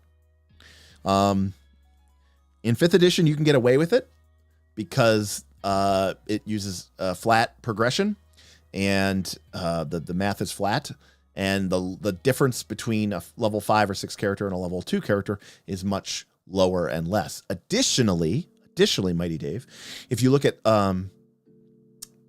certainly older editions of D&D, had a geometric XP table progression, which meant it doubled every level. So for example, we'll just make this simple, but to go from level 1 to level 2, you might need 2,000 experience. But then to go from level 2 to level 3, you needed 4,000 experience. And then to go from level 3 to level 4, you needed 8,000 experience. But what that means is that if someone got to level 4, everybody's level 4, they all have 8,000 experience points. They now need another 8,000 experience points to get to level 5. They need to get to 16,000. Let's say your character died and everybody else is at 8,000 experience points, level 4, and you're back at level 1. Well, guess what? By the time everybody gets 8,000 experience points again, they will be level 5 because they went from 8,000 to 16,000. They are now level 5. But you will have gone from level 1 all the way up to level 4 because that gap is only 8,000 experience points. And what it means is that you can catch up very quickly. You will always be a constant amount behind the rest of the party members, but because the level ranges keep increasing, that gap matters less and less and less and less as time goes on. Yeah.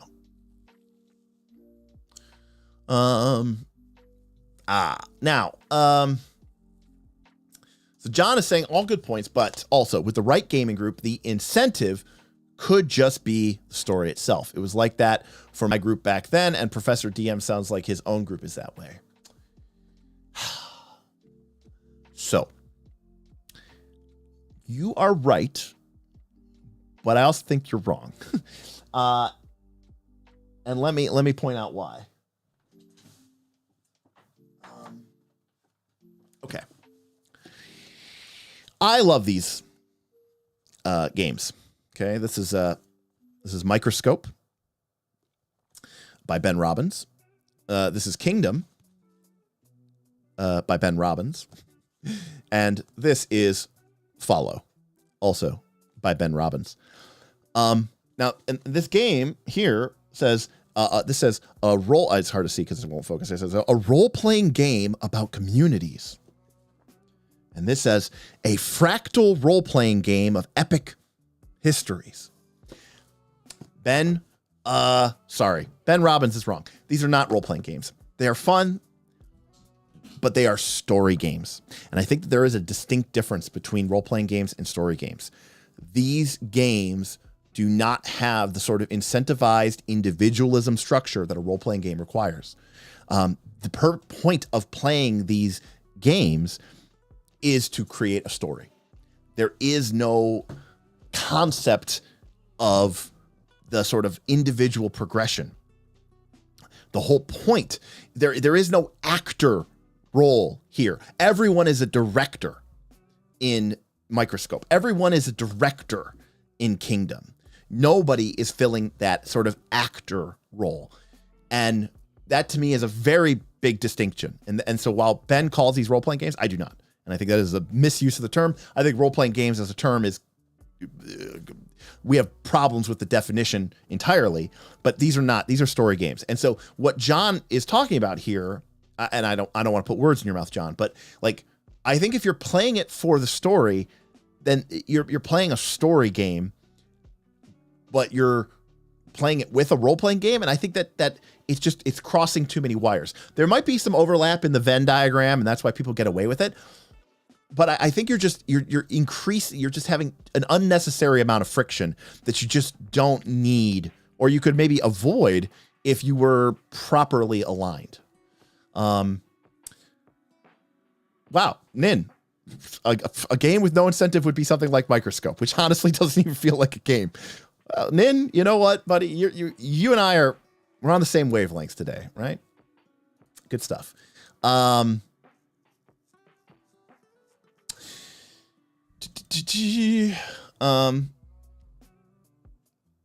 okay. So Strat, you're saying having incentive, having interesting impact in the world, but that's the story.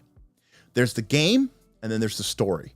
I agree. A good session, a great session, is one in which the players have a significant impact on the fictional narrative or reality or the fictional world, and they gained mechanical doodads for doing so.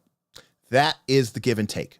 That is the fictional narrative. Like, just like how I believe that the fiction should inform the mechanics and the mechanics should inform the fiction, right?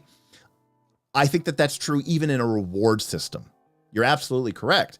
I just think that we should just, it should be a double barrel shotgun approach. Get them both, right? Widest spread possible. Hit all the dopamine receptors.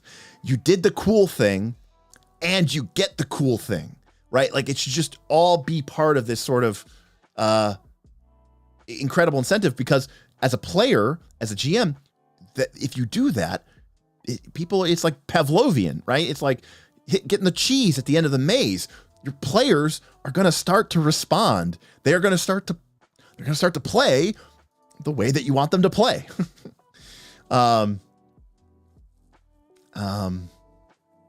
And ultimately, Ayla, says here, I think about incentive and such. I think at the end of the day, my players show up and play for the joy of playing and seeing what happens next. They don't care when they level. It works for us. That is fine. I'm not trying to say that your players need to care about leveling up. If you know that you and your players don't care about leveling up, that's fine. But find what they do care about. Figure out a way to incentivize that behavior and reward it. That's all I'm saying. It doesn't have to be XP. It doesn't have to be leveling up. Find what they enjoy and find a way to reward it. GM Scott said $100 a day for gambling losses, but then again, I blew a few hundred on a single dinner for us at Paris. Priorities, GM Scott. I can't fault you for that. I mean, the restaurants in Vegas are freaking legendary. Love it.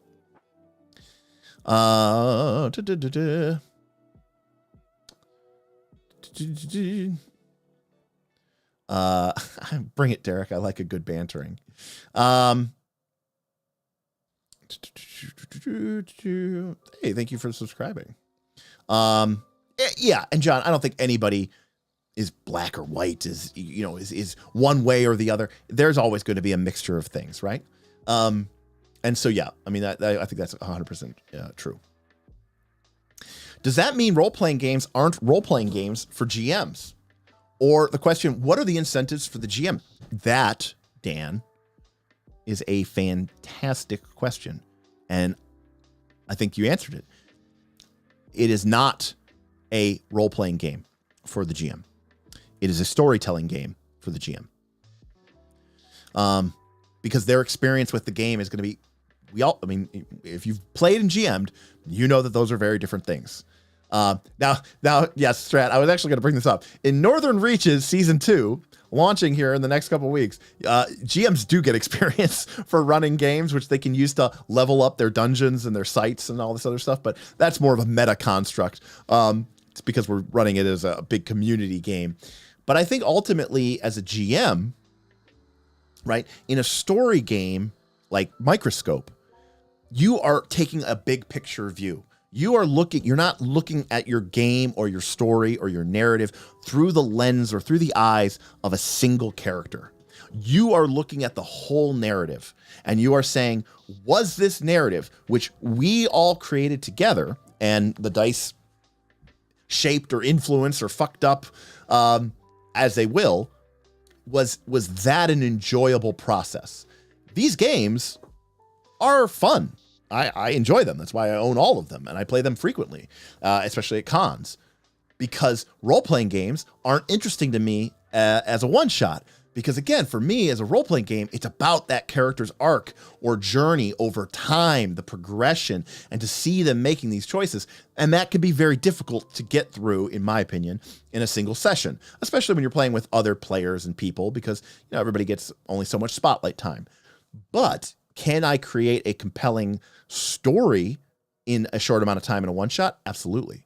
I don't have it here. Actually, it's right over there, but A Quiet Year by Avery Alder is another fantastic story game. So for a GM, you are more about creating that narrative, not beforehand. That's a separate issue. I think you should be open to exploring things, but you're not going to have the same perspective as of reward as a player would. I think that's a given. Zervera says, I feel like a lot of people don't really know what they want for their game. That is 100% correct. Because they've never thought about it.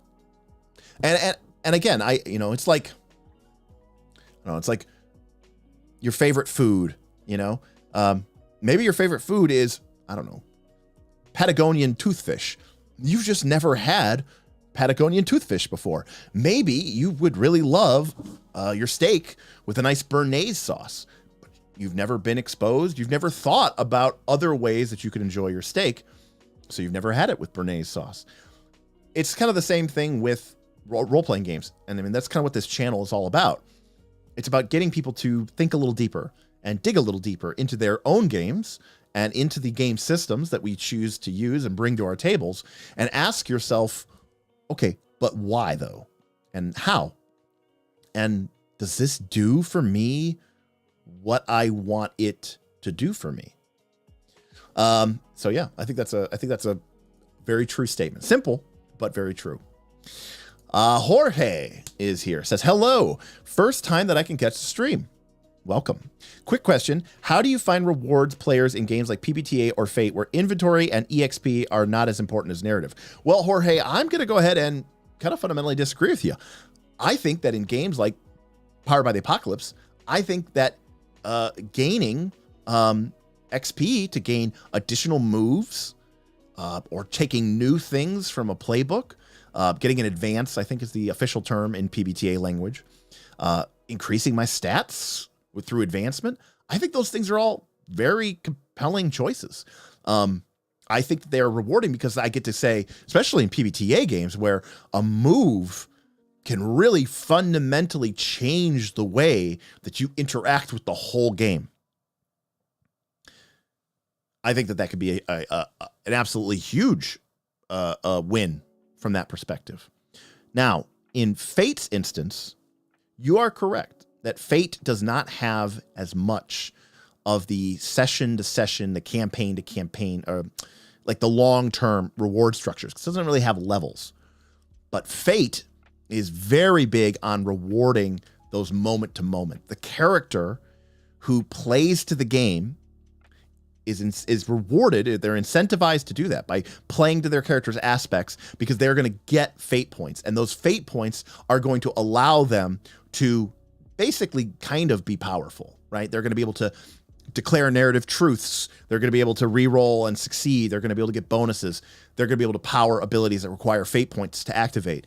That's going to allow them to have a bigger impact on the world. I mean, that's at the end of the day, right? Isn't that what leveling up is all really about? It's about having a bigger effect on the world. I'm not going to go off onto a side tangent about how if the DCs and difficulty levels of your foes scale in lockstep with you as you go up, doesn't that completely eliminate the value of leveling up? Short answer, it does, and it is a problem, and it's one of the main issues, actually, that I have with Pathfinder 2nd Edition, and to a certain extent, 4th Edition, D&D. But I will say that being able to have a bigger influence and impact on the game is absolutely a reward structure, and I think Fate does that really well by saying, look, if you play your character well, if you role play well, then the role-playing game is going to reward you with fate points. And fate points are going to allow you, the player, through the lens of you as your PC, to have a bigger and more substantial influence and on the outcomes that occur. Both of what you would like to see as a player and what your PC would like to see as, a person in that game world. So that is sort of my thought process on that.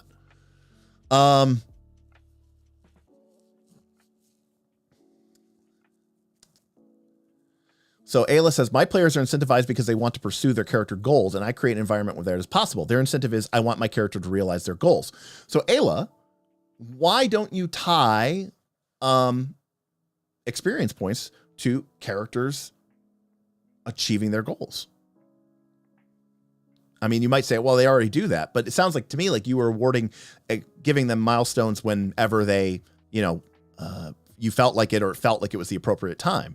Why, if a character has a goal like, I want to be the greatest swords master in all the land, well, then why not create like a goal for them and say, okay, well, that's obviously kind of a multi-step journey. How about this? How about there's a renowned knight who lives in town. They're like, level 2 or something, you're level 1. If you can defeat them in a sort of duel, you'll level up. And, up through the rankings, all the way to level 20. And then that becomes about your character's goals, either individually or as a group. I don't know. I'm just thinking out loud, but I think there's a way to do it.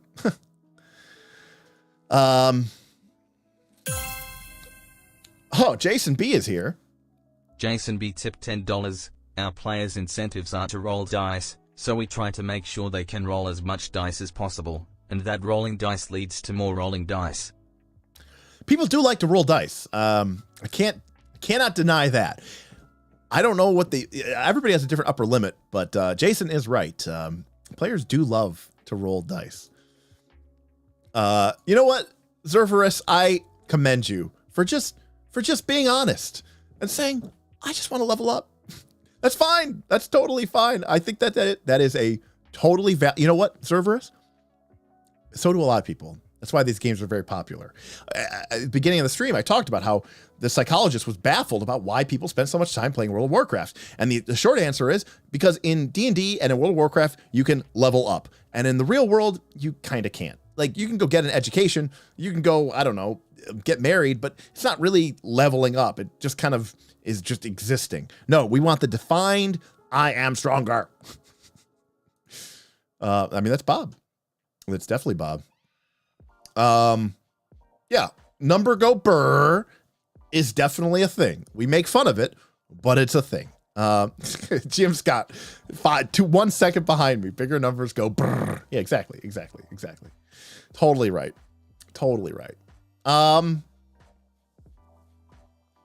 Yeah. Ayla says the idea that you need any other kind of incentive in a TTRPG is kind of alien to me. Interesting.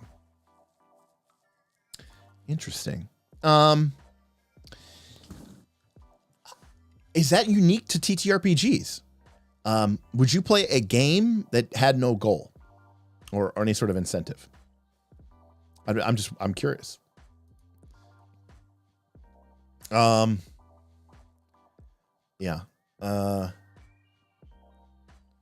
Again, there are different ways to encourage and reward different people. All I'm saying is think about your group and think about what motivates them.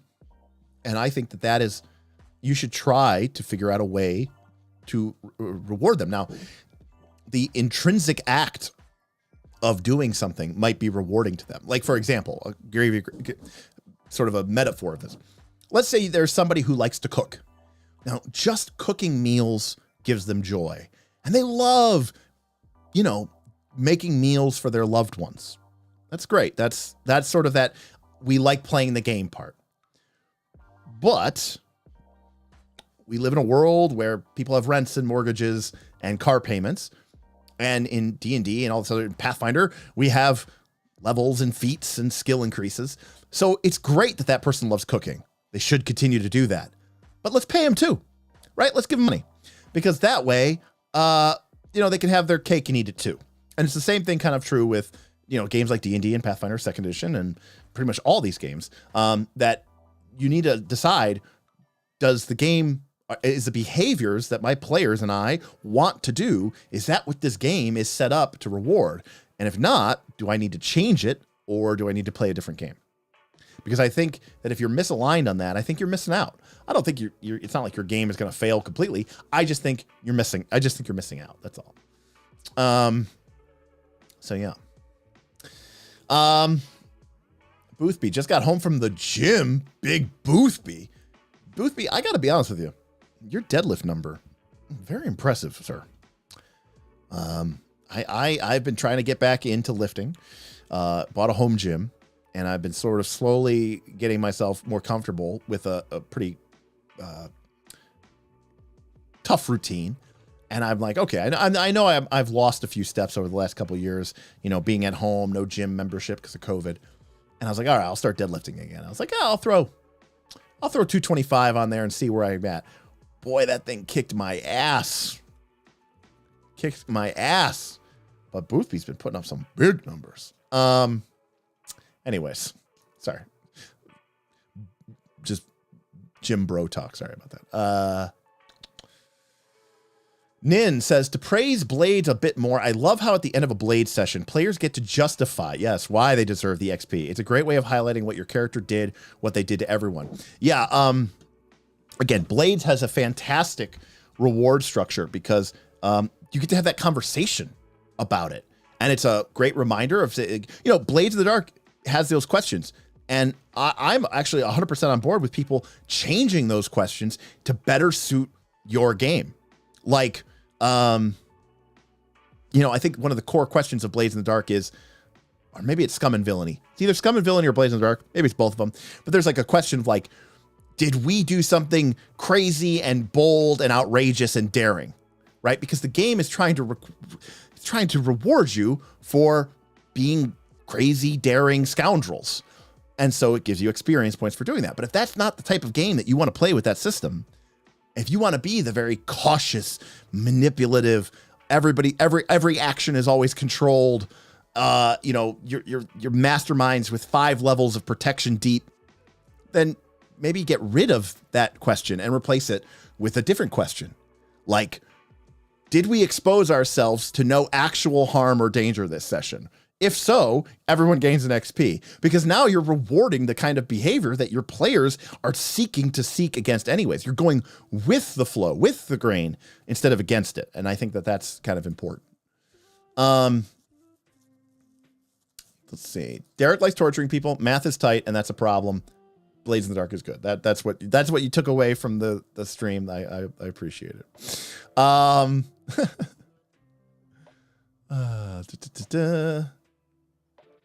See. There's a lot of people who love cooking, went to do it for a job, then started to hate it and can't do it for themselves either. And that's real life. And that's why real life sucks. And TTRPGs are awesome because you get to actually have your cake and eat it too in TTRPGs, which is why a lot of people prefer to play World of Warcraft versus, going out and trying to solve, the real world's problems. They're like, I will dedicate 80 hours a week to solving the problems of Azeroth, but Earth can get fucked. Yeah. And Theodore, to kind of close this out as we come up on the 9 o'clock hour, at the beginning of this stream, I did ask you to keep in mind a philosophical question, which I don't have an answer to, and I can't answer it for you, which is, does the act of rewarding something, even in a game, diminish the act itself? And to me, it does not. To me, that is what a game is about. Now, in real life, things could be different. Because I agree with you, Theodore. If there is like someone like your wife who loves to cook for people, cook for family, to pay them, it would be insulting. Now, that doesn't mean that they don't want to be paid in a different way. Maybe you do the dishes. Maybe you, go out of your way to make the bed and do the laundry because she cooks such a nice meal. You want to return the favor, right? So there is sort of a quid pro quo that might be going on. But, just paying them cash out might be insulting. That's fair. And again, real life is much more complicated than that. But real life isn't a game. But I think part of the problem is, maybe for some people that I don't quite understand this, TTRPGs aren't a game either. TTRPGs are real life. And so that distinction is kind of blurred. I don't know. I quite frankly don't understand the behavior. And again, I'm not insulting it. I'm seeking to learn. I'm seeking to gain more information about it. But it does boggle my mind a little bit. So I don't think, I agree with Ayla. I don't think there is a universal answer to that question, but I think it's important that you ask it. And I think it's important that you ask it of yourselves. I think it's important that you ask it of your players and you have mature adult conversations with your group and you kind of figure out, like, is this game doing what we want it to do? Are we being rewarded in the way that we want to be rewarded? And yes, Frostjack, you were correct. Ultimately, this leads to the question of, what does altruism exist? If I do a good thing for no money, it's a sacrifice of my time and my energy, and I go out, but then I feel good that I did that good thing, does that eliminate the altruism of the action? Is me taking pleasure from not getting rewarded make it a reward, and thus I am selfish? That is definitely the circular logic that you can find yourself falling into. Yeah. Let's see. You're right. Your feeling good is a reward or incentive. Therefore, there is no such thing as a selfless act, because the only truly selfless act would be someone who did something for no incentive, hated every minute about it, and hated every moment of it, and felt bad about it afterwards, like they got screwed over. That person is truly doing a selfless act. Yeah. Booth B, you make me laugh, buddy. I think we'll wrap it up there. It's 9:00. Again, I don't want to, last couple of weeks, obviously we took a week off, but Thursday I was sick. We were doing some 4-hour, 5-hour streams because we were trying to finish all the archetypes up before I went to Vegas. Those were a little lengthy and long. There was one week where we streamed 5 days in a row. We had a Monday Patreon exclusive, our monthly patrons exclusive stream. Tuesday, I did a very long stream. Wednesday, I was up on Roll for Combat. Thursday, we did like a 4 or 5 hour stream. And then Friday, we did a stream from the studio. That week kicked my ass. I don't know how people do this every day. Good for you. But this is why I GM. I just don't want XP. You know what, Theodore? That's a great answer as itself. Wrap up. I just joined. I apologize, Golden Monkey. It's 9 p.m. here in Eastern Standard Time. And while, like I said, the last few weeks we have gone pretty late, today I am just still recovering from being sick. Actually, we're hoping Bob is sick as well. But we're hopefully on the mend. Fingers crossed. We're hoping to go see the D&D movie this Friday.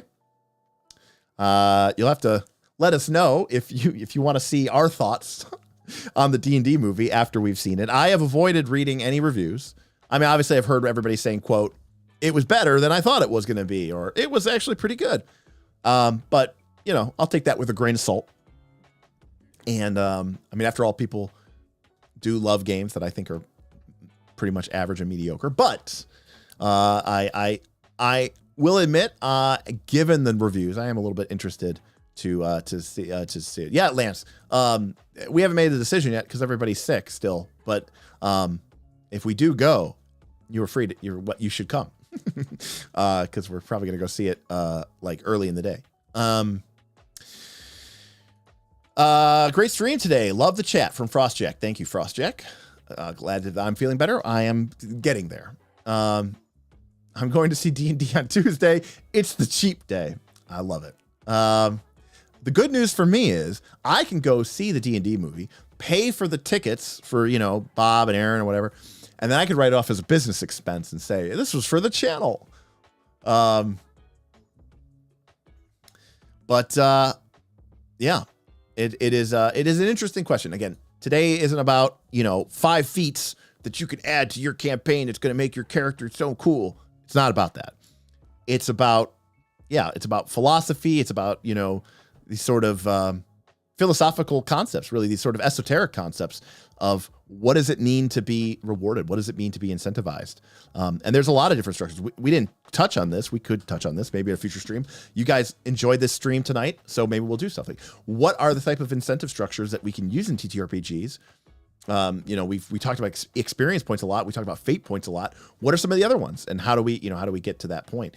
Maybe that's a great future stream as well. So, of course, our patrons are always free and encouraged to join KLC Content Chat. Let me know what you thought about the stream. Let me know what you'd like to see in future streams. Sometimes we do polls, which are available to our champions and heroes to kind of weigh in on what they would like to see. So if you want to have the biggest possible impact on what we talk about here, you should join the Patreon. And if you like these kind of conversations and mechanical PF2 feet crunch, or you want to try and learn 5 or 6 or 10 or 25 new systems, you should check us out, patreon.com/nightslastcall, because that is what our community is entirely about. It's about conversations like this and also rating the archetypes. So it's kind of, a yin-yang balance as well. So, I think that is going to do it. So I'm going to be back Thursday. The plan Thursday, thanks to tips and votes from the Knights of Last Call patrons, we are going to be ranking my entire RPG collection. I still have to figure out how I'm going to do this. But the idea is I'm going to take all of the books off of my shelf. And by the way, this is a very zoomed in view. I assure you, these things go 6 up and they are 12 wide of these books. I also have a bookshelf here, which is 7 shelves full. The idea is we're gonna rank or review all of them. Now, it's not going to be a detailed review. It's going to be like, here's this book from 3rd edition D&D. I'm going to be like, oh, this book was great. It had some really cool stuff in it about this. This thing was stupid and lame, and we're on to the next one. So it's going to be kind of a quick fire, bang, bang, bang, bang. But it'll be kind of fun, I think. And it'll give me a good excuse to sort of rearrange my bookshelves. And we might have some like fun incentives, like tips and stuff like that can like make people, or like maybe the current stream boss can like, decide which pile we pull from. I think it'll be kind of interesting. I don't have every TTRPG in existence. I have a lot, but I don't have them all. Exactly, John. Exactly. It's a good excuse for me to stream spring clean. Yeah.